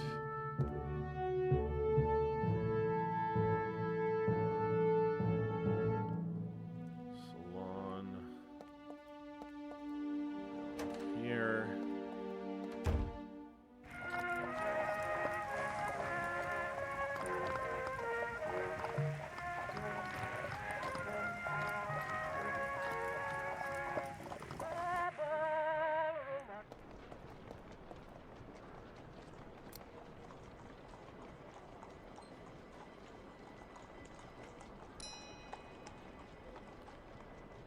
The photograph, though.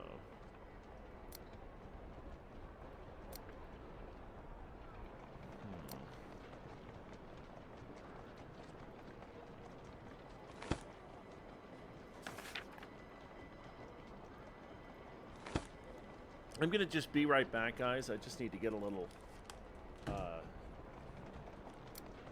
some Tums, but I'll be right back. And we're gonna just save here. And I'm just going to type it at the theater. And we'll put a little horror be right back.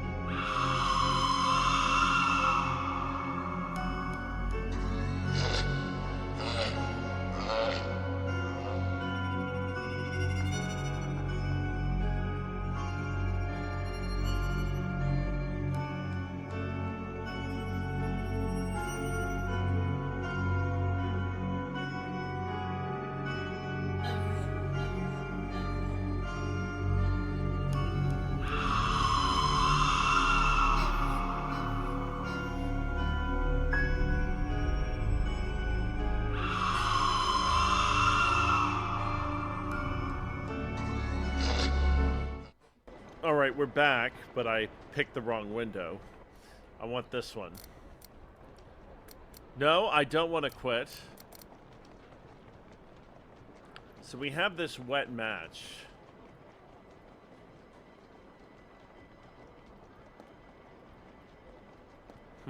We need to clean this wet match, maybe.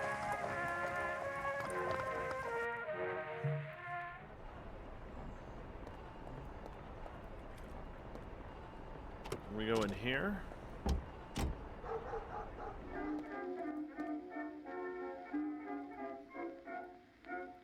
ought to think myself a lucky girl, I know. 'Cause I'm engaged, but still somehow I don't think so. John, that's the name of my fiancé, you see. There's no mistake, he's very fond of me. He took me out for walks and all was so nice. He That always won't work. took me on the same place twice. Cask. In the park, we would sit and spoon, and I was oh so happy till the other afternoon. John took me round to see his mother, his mother, There, his his mother. mother. And while he introduced us to each other, she weighed up everything. Okay, that won't work. Let's see if we can go... Do we need anything, any news? Maybe.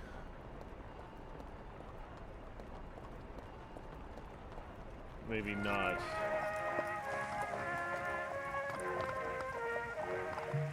For Benwell Street.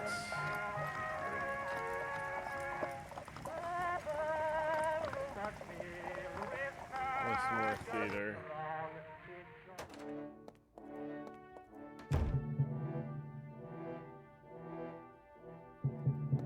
Look out the window. The crude montage.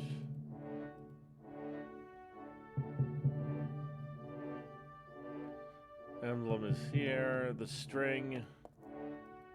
Carson really can't do anything for us.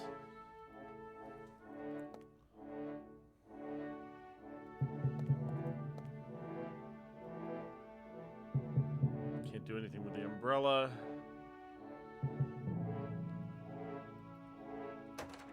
If I can just wash...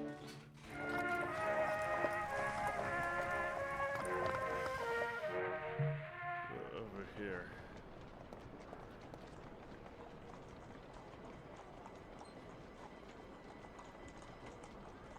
Need that.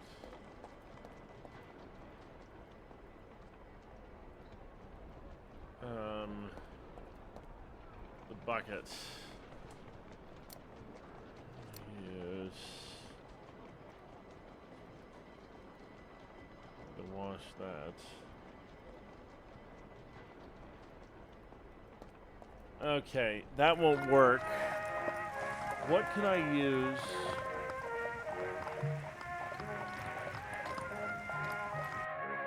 No, the university, maybe? Oh, the portrait got removed.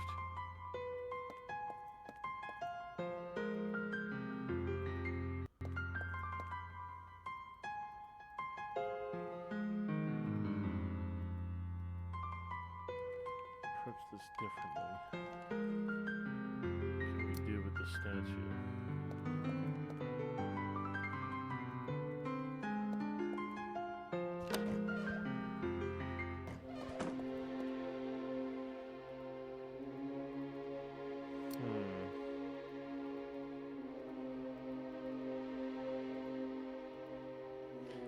Henry won't be interested in that. What can I do with this electromagnetic thing?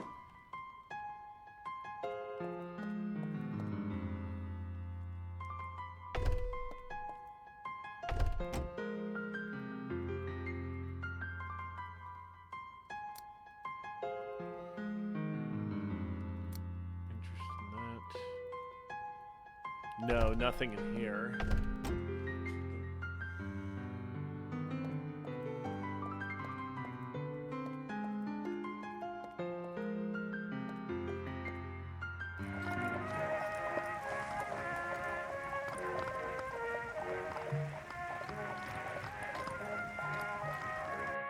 Dorset Street.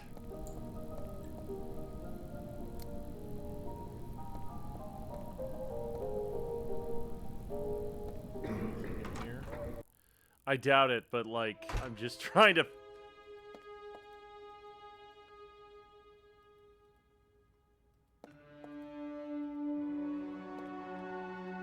Fix painting.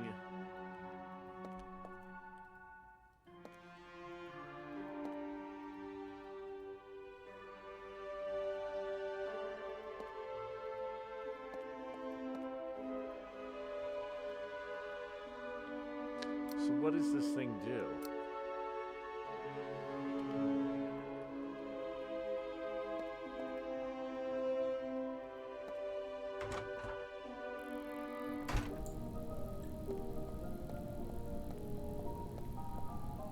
The lamp. Damn.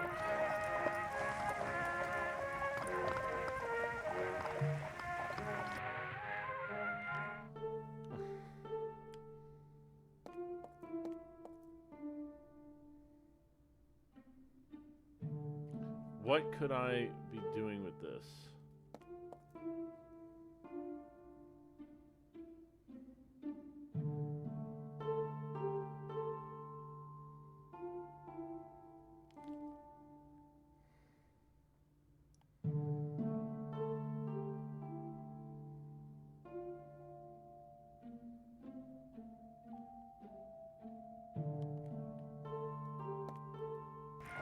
Maybe we can go back to the past.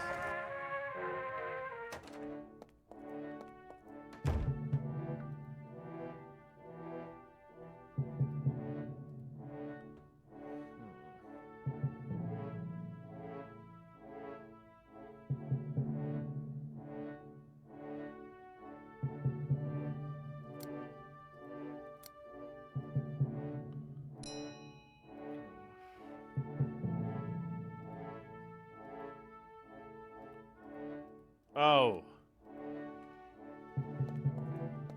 We could just move him out of here. And maybe combine the photograph on the wall.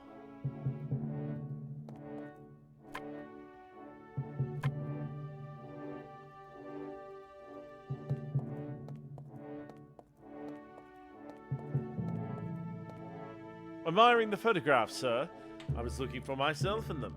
There I am, third from the left in the third row. What? Let me see. Indeed it's you, Alistair Ainsworth. How peculiar. I could have sworn, recall your name being Patrick Moore, that you were not a member of this association. Alistair Patrick Ainsworth Moore.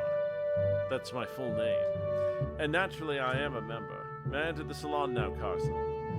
Suppose, yes. Finally, I'm going home, Mama. Honor us with your presence. Beethoven was death, Westmore. You think he'll hear us from the beyond? Silence! Stay focused.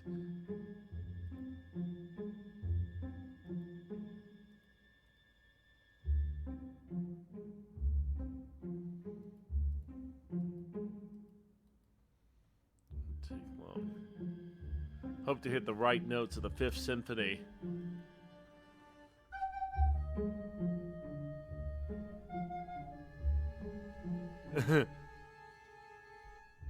Oh! The spirit of Ludwig von Beethoven has manifested itself.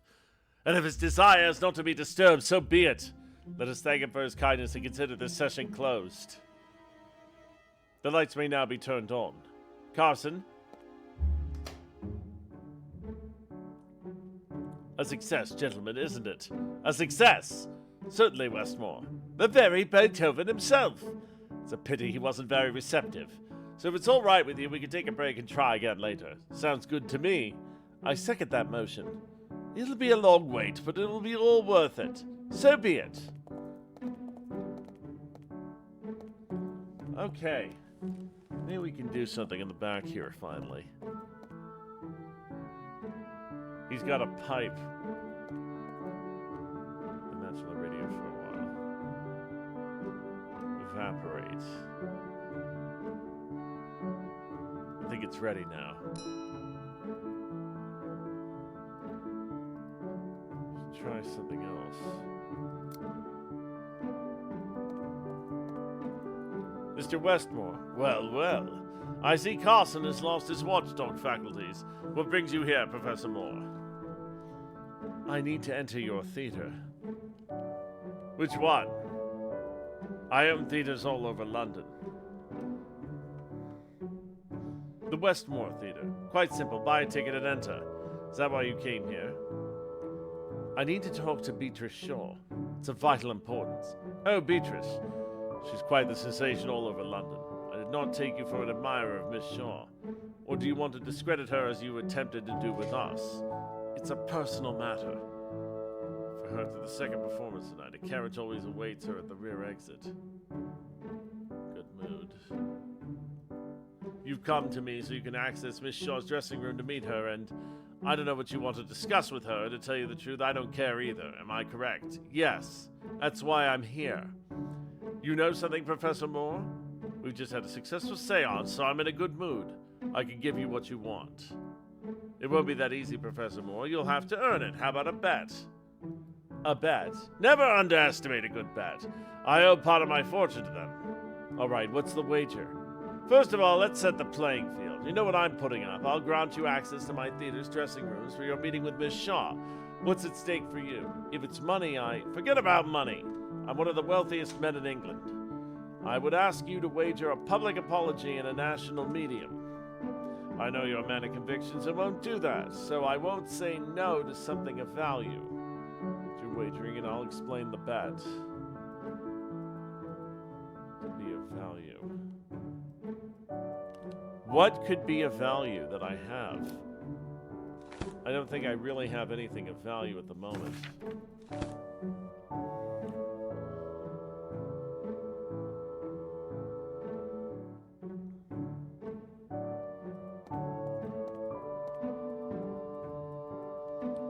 Alistair. Don't think we can really do anything with anyone else here.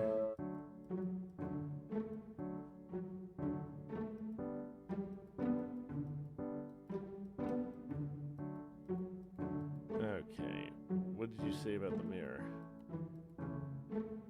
Stare in a mirror for 3 to 4 hours. Okay, a lot of pseudoscience bullshit. Library. Scented candles.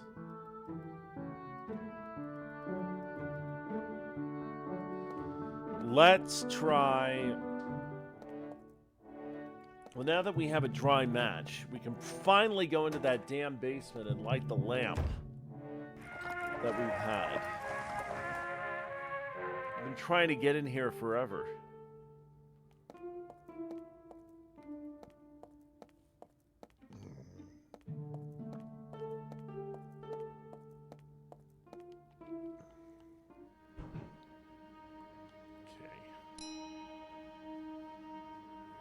Lit. And here we are.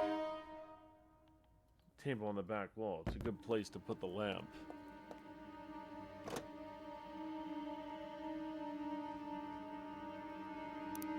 Would be welcome.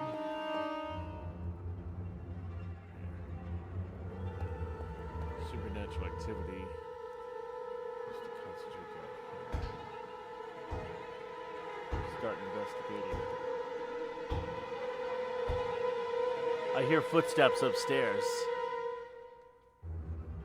They must belong to the other two guards the shoeshine boy mentioned. Oh shit! Oh wait, there you are.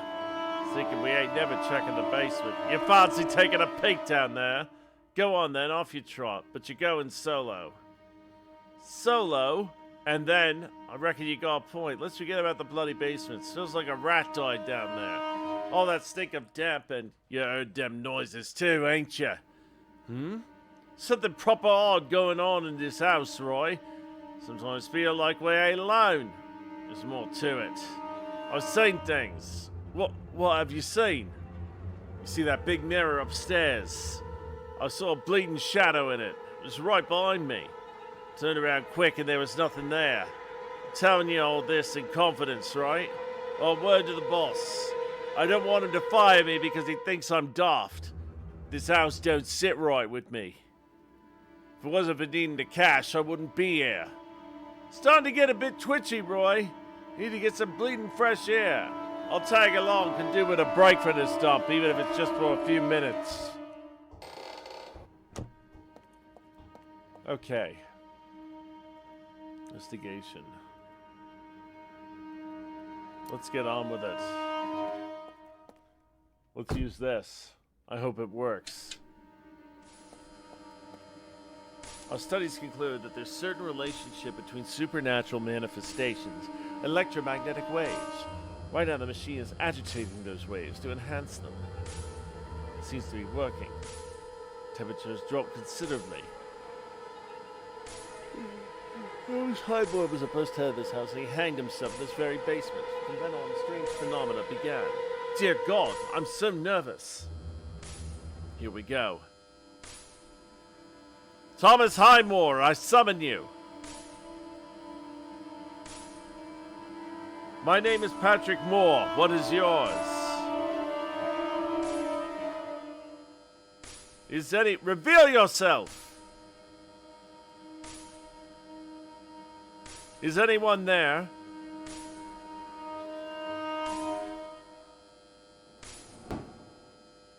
Yes. Thomas Highmore? Is that your name? Two-way communication. Thomas Highmore, I have some questions for you. If you want to say yes, knock. Let me get out of here! My machine. Incredible. Concentration of energy has just materialized out of nowhere. What was that? A watch? It can't be. It's an old rusty clock.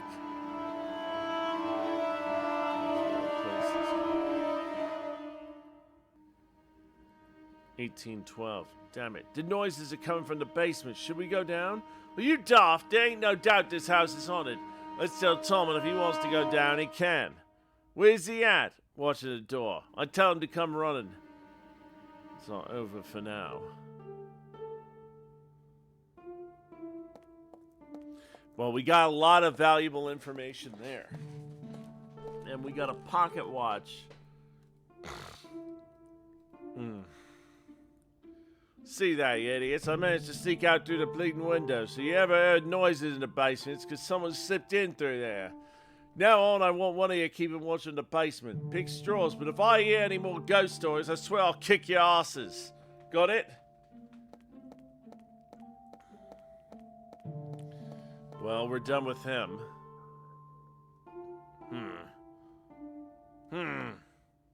You're the bloke who wanted to get into the house, ain't you? I still want to. In fact, I've tried to locate the owner, but I couldn't. You swear you haven't been skulking around the bleeding house? Someone's been inside. Something tells me they were in cahoots with that little bootblack. I hope you're not accusing me of trespassing on private property. No, I ain't saying that. I think. I don't want to see you wandering around here. Got it? Well. I don't think we're going to need to do that.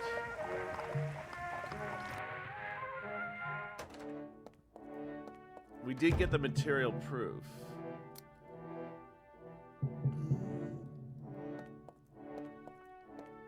Can we put this up for... Too significant to wager a bet. Well, let me see if I can bring it to the dean.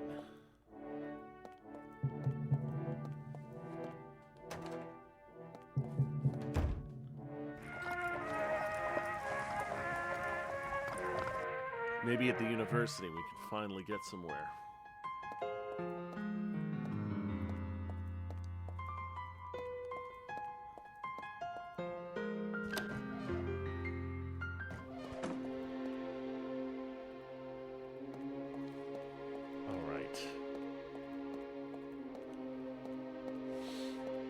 Henry, take a look at this. A rusty watch. It's not just any old watch. It's an apport. What? It materialized out of thin air. Are you serious? Where did it happen? In the basement of 34 Benwell Street. A genuine haunted house, Henry. I experienced a wide range of phenomena. Paraphanies. Manifestation of spectral energy. Bi-directional communication with an entity named Thomas Highmore. Are you serious? Yes, Henry. We've done it.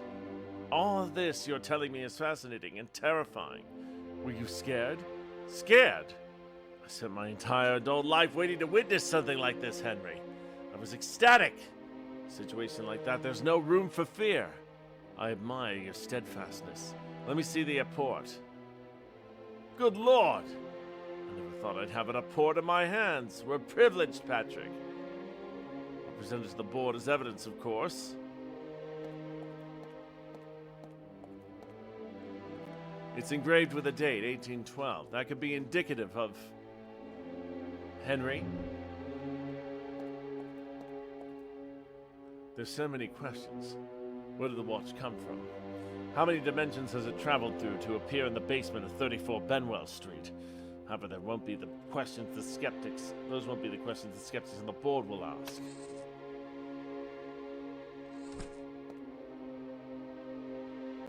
Take this necklace. Take a good look at it. Much to my dismay, I will play devil's advocate. If I told you it just materialized in that closet, what would you say? Keep it, by the way. It's been there forever. It must have belonged to my predecessor. I know what you mean, and I'm aware the watch is not conclusive evidence. Although you could ask the board to analyze it. That would give us more time. And hopefully the test will reveal something odd about it. Do you agree? I agree, and I will do so. But what about the results you achieved in the basement? Can you repeat the tests? Yes, thanks to my prototype. But it got smashed and I left it there. I had to run out of that basement because... Never mind, it's a long story. Unfortunately, the board won't accept the apport as valid evidence. You must return to that house and come back with a sure thing. It'd be difficult to gain access to it. Not to mention that I'd have to rebuild the electromagnetic field prototype to achieve the same results, and that would take time. Let's not be pessimistic. As I said, I will present the apport to the board and try to buy you some more time. Try to rebuild the machine, and I'll make sure the entire board is present when you repeat the experiment.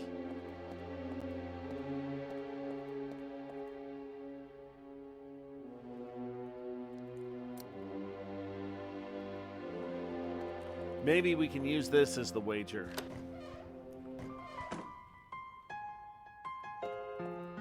We got somewhere. We got the apport.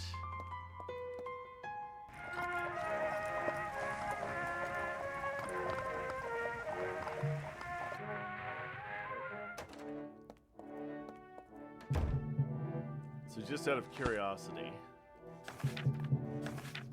phenomenon consisting of spontaneous appearance of objects without any logical explanation. Whew.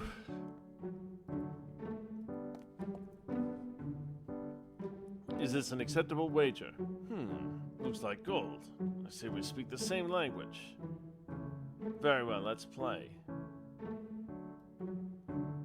Focus on what you consider our mistakes. Did you know last year we made contact with an illustrious Englishman during a seance? Distinguished London newspaper. Published a couple of days for the winner, so who it was, and you won the bet. I think we can figure that out by going right to the newspaper shop and asking that exact question to that guy in the newspaper stand. Because it was on the winter solstice. Whoops! Wrong thing to pick.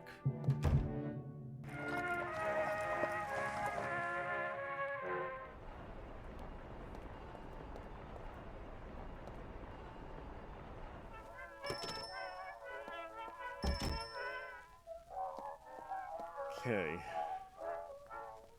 Need information. What would it take you to provide it?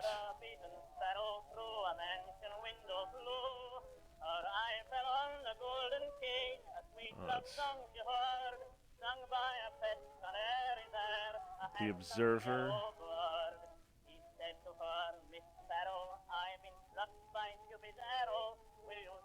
Well, what year was it? 1906.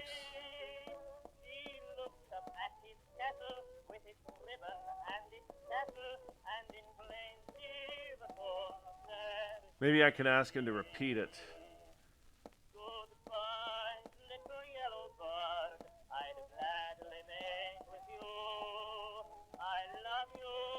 Because I didn't run it quickly.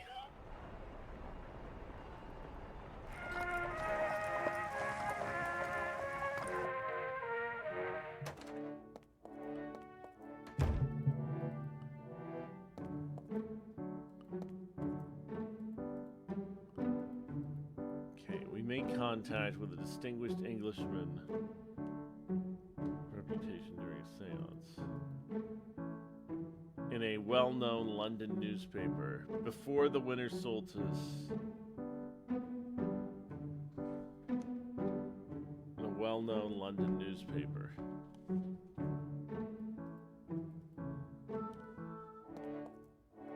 In a well-known London newspaper. I mean, that would help us. But that should be what we need.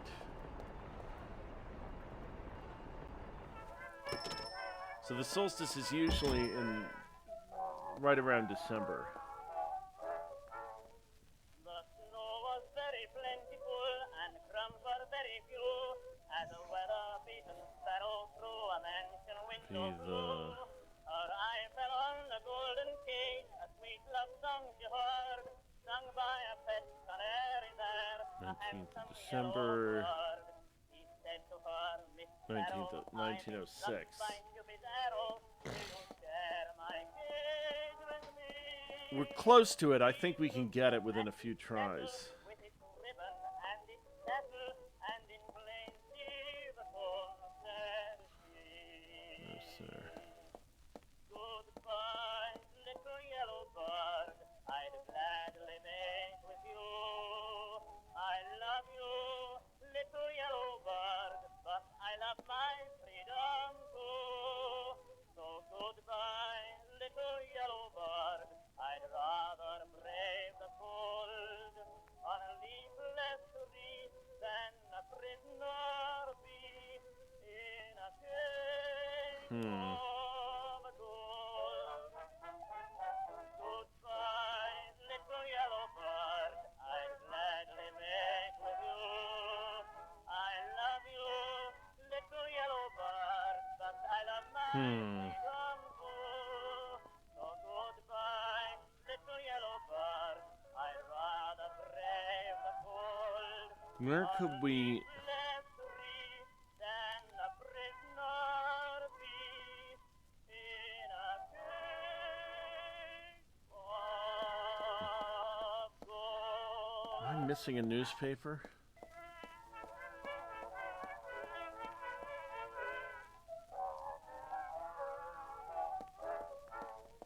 The snow was very plentiful and crumbs were very few as a weather-beaten sparrow through a mansion window flew. Her eye fell on the golden cage, a sweet love song she heard, sung by a pet canary there, a handsome yellow bird. He said to her, Miss Sparrow, I'm in luck by Cupid's arrow. Will you share my cage with me? She looked up at his castle. Horror is the music in this game. It is. It is that. I just need to...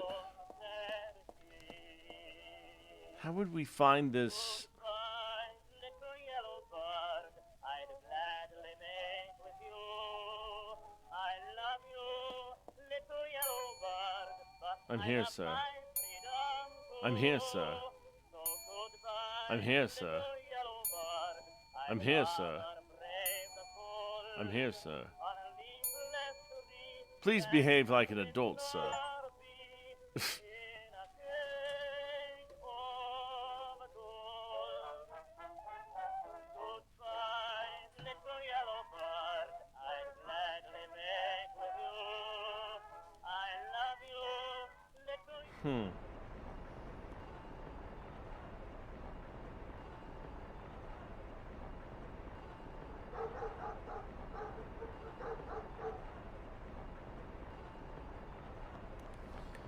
What am I missing, though?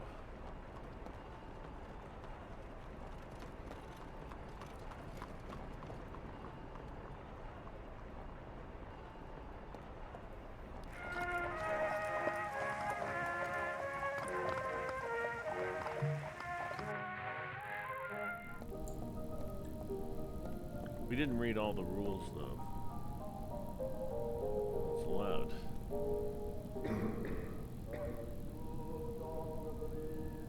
Opiates is forbidden. Partners from the opposite sex are strictly forbidden.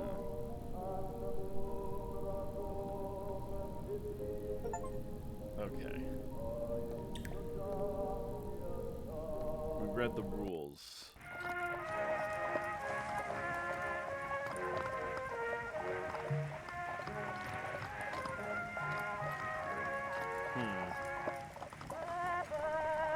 Yeah, the music is kind of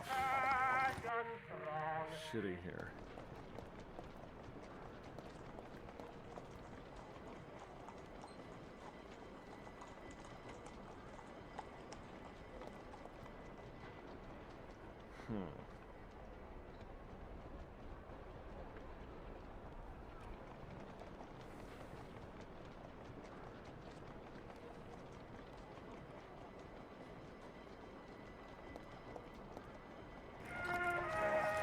What about Moore's home?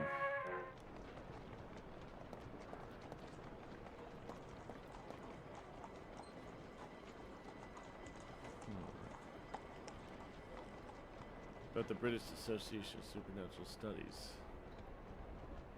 I know it took up a whole page in the Morning Herald. The Morning Herald, huh? Okay.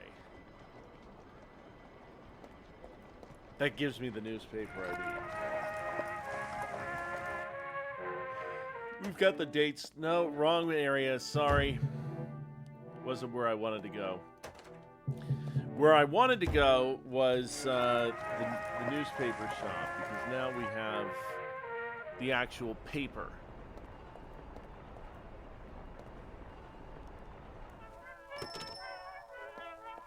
This should get us.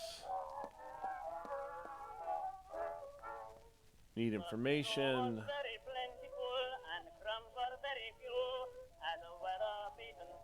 Okay, the Morning Herald. December 19th, 1906.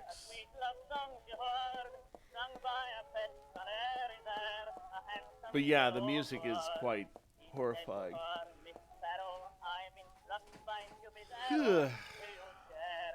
I'm sorry, I'm a bit exhausted.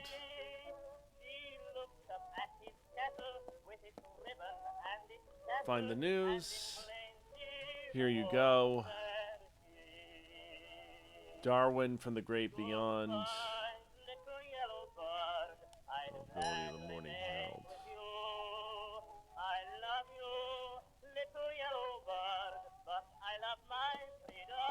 Pleasure to help you. Well, now we know the name. It is Darwin. They tried to talk to Darwin, which is incredible stuff. I would be too if I had to constantly listen. I tell you what, I don't know how anybody didn't lose their mind in 1906 from listening to this music. I mean, say what you want about modern music, at least it's listenable in some way. Like, you listen to this shit and it's like, oh my god, Taylor Swift compared to this is like a lot easier on the ears.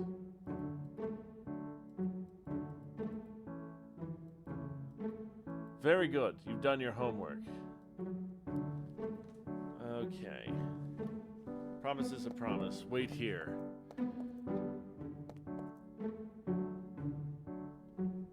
Checkmate, Professor Moore. You get something off the mirror. Professor Moore, come here, please. Show this to Robinson. I believe he's the one at the door today. He'll take you to the dressing rooms.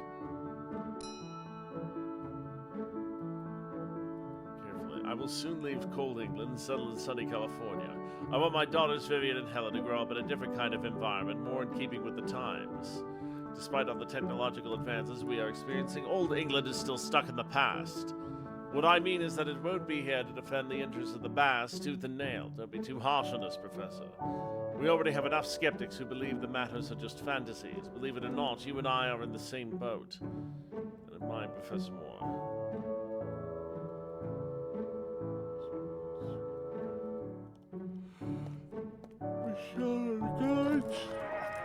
We don't really need anything from them.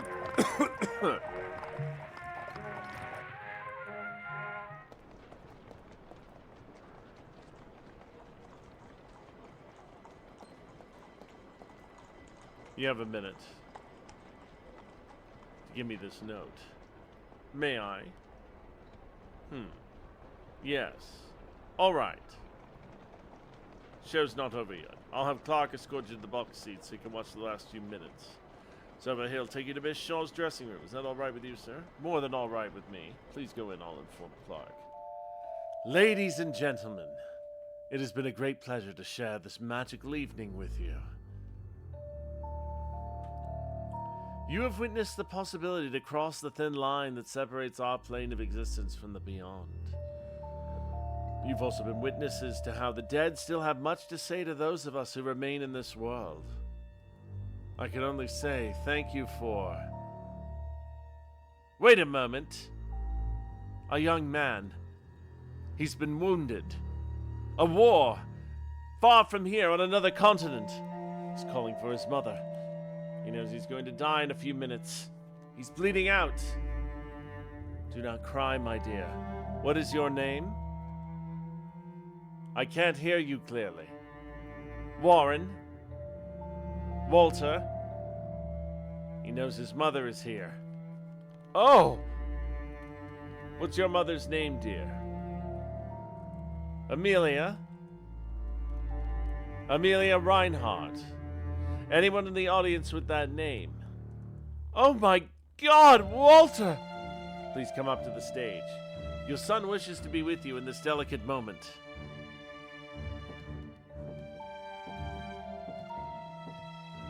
Amelia Reinhardt? That's me. Walter! Mom's here. Your son died in a war, didn't he? He died in the Battle of Rorke's Drift in South Africa, fighting against the Zulu Empire. He couldn't bid you farewell. But thanks to the fact that the spirit world is not bound by the same temporal rules as ours, we can remedy that. I want to say goodbye to him. Walter? Are you there, Walter? Walter? Are you still with us? Yes, here's your mother. Do you want to say something to her, Walter? The charade must end! Who is the fool who dares to interrupt a communication with the other side? Drop the act, Miss Shaw. Your role as the medium is beyond your abilities. Ladies and gentlemen, all the way from across the Atlantic, Mr. Harry Houdini, the great escapologist. A round of applause, please. I warn you, if you do not get off the stage immediately, I will lock 1,000 padlocks on that straitjacket of yours and have you thrown into the Thames. Let's see if you manage to, if this time you manage to survive your star act. I see you not only engage in fortune-telling, but also mesmerism. You have everyone hypnotized. Ladies and gentlemen, I apologize for this interruption, but you must know that this woman is deceiving you. What is happening, Miss Shaw? Ignore him, Miss Reinhardt. Miss Shaw is not speaking with Mrs. Reinhardt's son. She's never spoken with the dead. And how do you know my son died in the war? You're Amelia Reinhardt, owner of one of England's most important steel empires. Everyone knows that, tragically, you lost your son in the war against the Zulu Empire. Are you getting the picture? Many of you are London society figures. Most of the information Miss Shaw has brought to light tonight is public. And what isn't, she and her team have thoroughly investigated about you beforehand, digging deep into you and your deceased loved ones to perpetrate this lamentable spectacle. Don't be deceived by the crude tricks of this fraudster. Walter? Yes? No, don't leave. I know what you're trying to do, Miss Shaw. Don't go there. Walter says we're not taking him seriously. No, son, please, stay with us. Damn it, Shaw. Walter says he has little energy left to remain in this plane. Mr. Houdini's interruption has hastened the little time he can spend among us. Walter?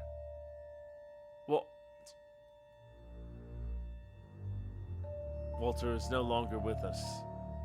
I'm sorry you couldn't say goodbye to him, Mrs. Reinhardt. Damn you, sir! Are you proud of what you've done? Because of you, I couldn't bid farewell to my deceased son. Be rational, Mrs. Reinhardt. Your son has never been in this room. You have no heart, Houdini! How can you do this to a mother? Apologize, or we'll make you apologize. The audience is starting to get nervous, Houdini. You still have time to leave this stage. But haven't you just seen what's happened? She's used a mother's pain to emotionally manipulate you and... Stop it already, Houdini. These people came to see a show.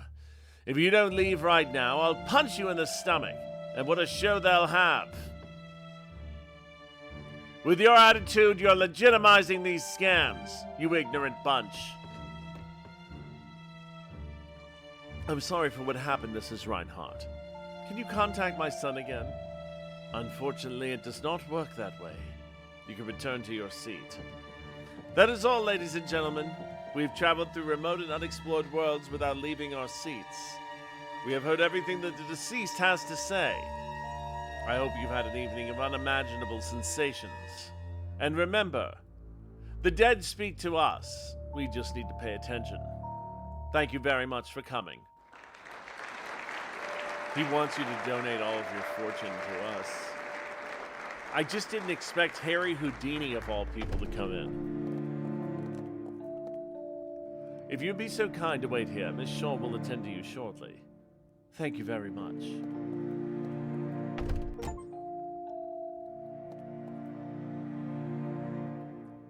God's sake, Oliver. Don't you know Houdini was in town? Yes, I did. I was obsessed. Houdini? Harry Houdini? Patrick Moore! It's about time I finally met you. Do you know who I am, Miss Shaw? Oh, of course. And let's dispense with formalities. Call me Beatrice. Nelson has told me a lot about you. In fact, he never stops talking about you. Let's cut to the chase, Beatrice. Do you know where Professor Ward is? At this hour? At the university, I suppose? You should know better. No, he's not there. Well, where is he then? I was hoping you could tell me. One moment. Have I missed something? Professor Ward has absconded with a significant sum of money from a donation to the university. Nobody knows where he is. Nelson, a thief? Impossible. He doesn't care about money. Why would he do such a thing? I wonder the same. I'll ask again, do you know where I can find him? Ease your tone with me, young man. I don't know what you're insinuating, but I'm as confused by the news as you are. I'm sorry. It's been a very tough day. First I find out my colleague is a thief. Then the board expresses its desire to shut down the Department of Metapsychical Research if I don't provide the existence of the afterlife in 72 hours. To top it off, my fiancé has broken ties with me, I've been kicked out of my own house, and all my money has been frozen in the bank. I'm a nervous wreck, so permit me some vehemence. Oh, I'm so sorry. But believe me when I say I have no idea where Nelson is. You were seen with him at the Red Lion. And you thought I was his accomplice, did you? Your informant never considered that we were just two old friends having a pint at our usual haunt. The Red Lion is the perfect place for me to go unnoticed. They're too drunk to recognize me. Are you lovers? No. Nelson has never shown interest in romantic relationships. He's gay. I have no interest in men either. We've been lifelong friends. We grew up together in Whitby. We've hardly been apart ever since. So Never spoke of you. We're talking about Nelson, so does it really surprise you? We basically only talked about professional matters. I gave up on him talking about his personal life. Don't blame yourself. I had to be very persuasive to get him to talk about anything other than metaphysics. Nelson lives in his own world. He never wanted to be diagnosed, but I think he has early onset hebrophrenia. Suppose that's why he's seen as an eccentric person. That would explain a lot. But he's the most upright and honest person I know. So all this talk of theft and flight has me baffled. Something smells fishy about this. With all due respect, I do not believe you have psychic powers. You're right to think that, because I do not have such powers. It's all a charade, as that buffoon Houdini pointed out. My calling is scientific, Patrick. My dream has always been to pursue science, but they wouldn't let me into university, a place exclusive to men. Everything is exclusive to men in this rotten society. I have to be self-taught, and I have become a good scientist. But damn it, I can't prove it. I find it curious that as a scientist, you have no qualms about what you do. I take money from those who hindered my professional career. I managed to amass a fortune at their expense. As far as I'm concerned, I have a clear conscience. I'm worried about Nelson. He must have been coerced into doing what he did. It's not like him. I refuse to believe it. Do you have any clues as to where we can find him? No, every lead I've followed regarding his whereabouts has led me to you. Have you checked if he's in his workshop? What workshop? He never told you about it, I see. Does he have a secret workshop? Secret wouldn't be the word. He would simply forget to mention it. You know how he is. Like a box of surprises indeed. Nelson wanted me to have a spare key to the place. I've stored it in that drawer. Will you come with me? Don't you have a function next? My best friend has gone missing. The last thing I care about is entertaining a bunch of rich folks. So let's go and not waste any time.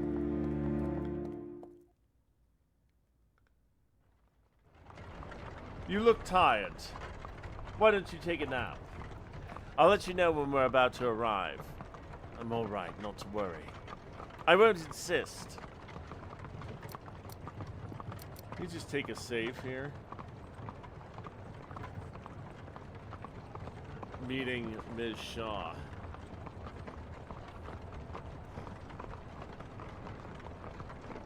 Shaw. There. I'm gonna take a second and I'm gonna be right back.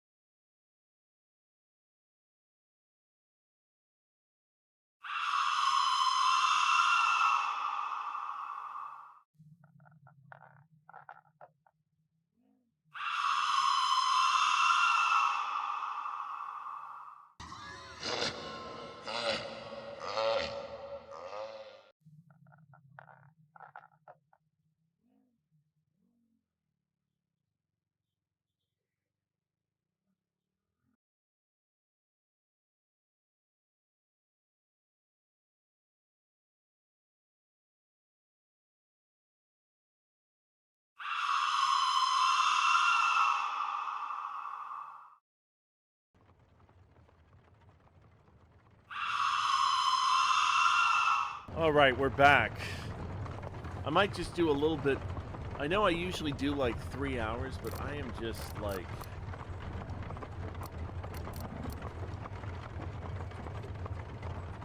With you and the professor are obsessed with finding out what lies beyond death. An admirable passion. Both of you would give anything to know the truth. So tell me, where does this interest come from? I saw a ghost when I was a child. Interesting. It was my little brother. He died of polio when I was 9 years old. Oh, I'm so sorry, Patrick. Can't imagine how hard it must have been for you. It was, Beatrice. It was. It happened on the night of his funeral. I heard footsteps in the hallway that startled me. They were heading toward the room Cedric and I shared. At first I thought those steps belonged to one of my parents. It didn't sound like their walk. It sounded like Cedric's walk. Polio had deformed his right leg. His gait was distinctive. I jumped out of bed, over the door to the hallway, and it was him. His face was contorted in a perpetual grimace of agony and pain. He was bumping into walls with violence. He was banging his head against the door frames as if something was eating him up inside, and he was trying to get rid of the pain. It must have been terrible. So horrible that I couldn't bear it, and I fainted. I never told my parents. Would they have believed me? I doubt it. Neither did I want to cause them any more pain than they were already enduring. What I saw was real. It was not a hallucination or a dream. There's no one in the world who can convince me otherwise. For years I've been obsessed not only with the fact that we can see the immaterial world, but also with what is happening to these poor souls. I don't buy into those benevolent stories of ghosts appearing to their loved ones to bid farewell. What I usually do in my show, yes, pure fantasy, I'm with you. If we go back to ancient times, the figure of the ghost has always caused terror. Ghosts have been feared since the dawn of time. Why are they using literature as a chilling element? Why does the world itself have that terrifying connotation? They are our loved ones, right? It would be cause for celebration and hope that they visit us after death, and that we can contact them. As with visions of angels or virgins. No one was scared of the apparitions at Lourdes in 1858. Exactly. Cedric's appearance was of a different nature. It conveyed anger, pain, aggressiveness. It's the very embodiment of terror. Something happens to us when we pass to the other side. I want to know what it is. I can't bear the thought of my little brother who suffered in life, also suffering in death. He doesn't deserve it. No one deserves to end up like that. Most religions assure us that eternal peace awaits us after death. Rubbish. They're wrong. Do you want to hear my story? Of course, go ahead. Nelson and I witnessed a similar apparition when we were children. It was at the St. Mary's Church in Whitby. There were rumors that strange noises were heard in the church some nights. The parish priest denied it, but everyone knew something was happening there. The village elders talked about the ghost of a former prior who roamed the church at night. We've always been passionate about these issues. And like the good rascals we were, we snuck into the church one night, hoping to see a ghost. Childhood fantasies, you know. We sat on one of the benches closest to the exit, just in case. We were there in the dark for over 3 hours with nothing happening. But suddenly we saw the benches near the altar starting to move on their own.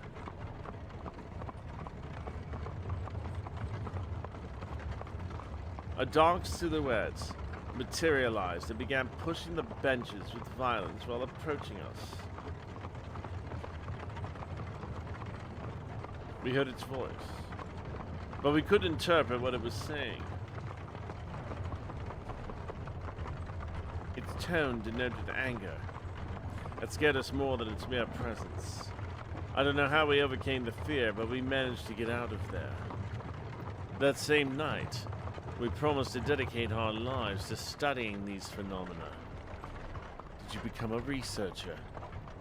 Oh yes, most of my life has been dedicated to research with Nelson. But we didn't succeed. Nelson had support as a forensic scientist and later as a professor at the university. He could afford something as basic as living. I needed money. Research in this field was a guarantee of starving to death. And we weren't achieving great results either. So I put aside the investigations and became Beatrice Shaw, the great medium. Nelson didn't take it very well. Although he never stopped informing me of all his progress. The last night we met at the Red Lion, he told me I had found an ideal place to investigate. Number 34 Benwell Street. Yes, I've been there. I managed to contact an entity. Are you serious? Nelson was right. We have to go back there and conduct a thorough investigation. Those idiots who want to shut down the department will have no choice but to eat their words. Oh, we're arriving.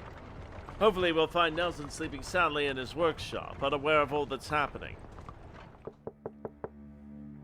Professor? There seems to be no one here. Let me try. Nelson, you fool! Open this blasted door! All of London's looking for you. I'll open it. Nobody's in here. He's not here. Should search the laboratory. Maybe there's something that will give us a clue to his whereabouts. Good idea. I think the light switch is nearby. Where? Ah, here it is. Let there be lights! Let's turn this place upside down. Technical drawings. Let's look there. Oh! It can't be!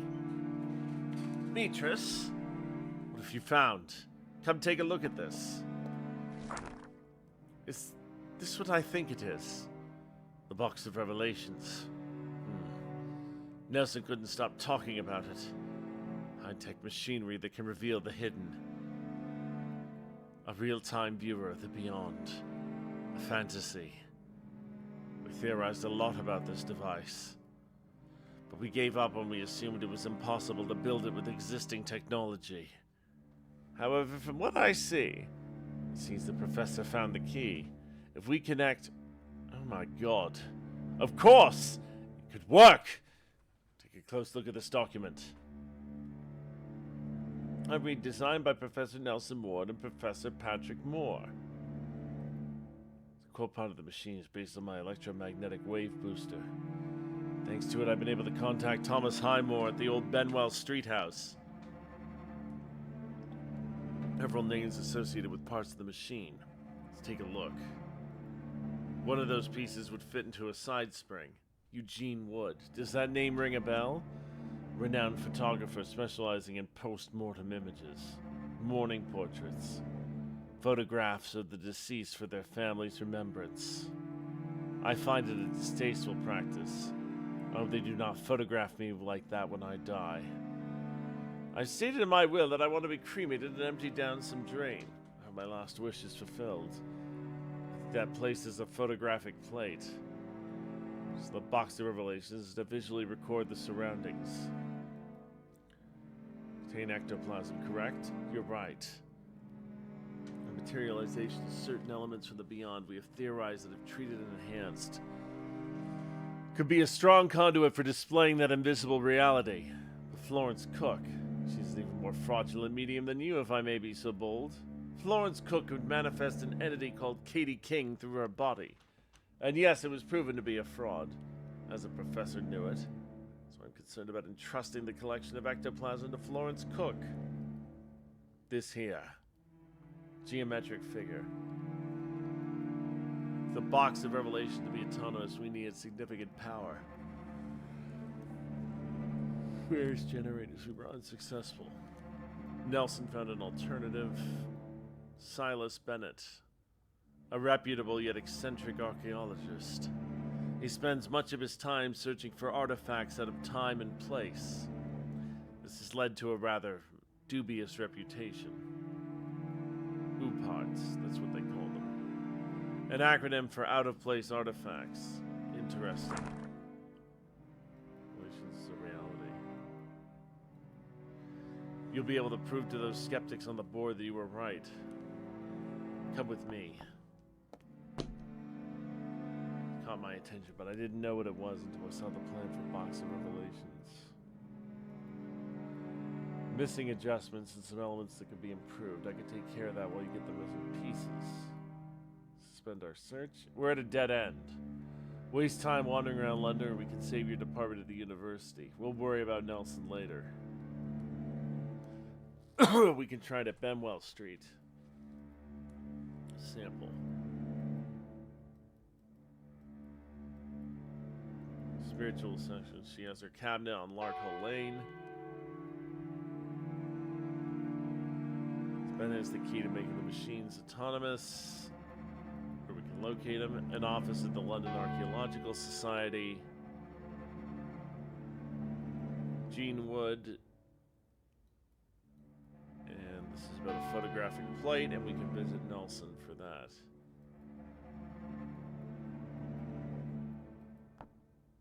Time to wait.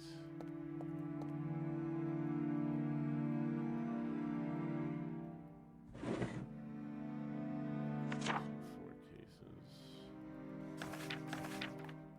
Okay, if I need it, I'll come back here with those cases.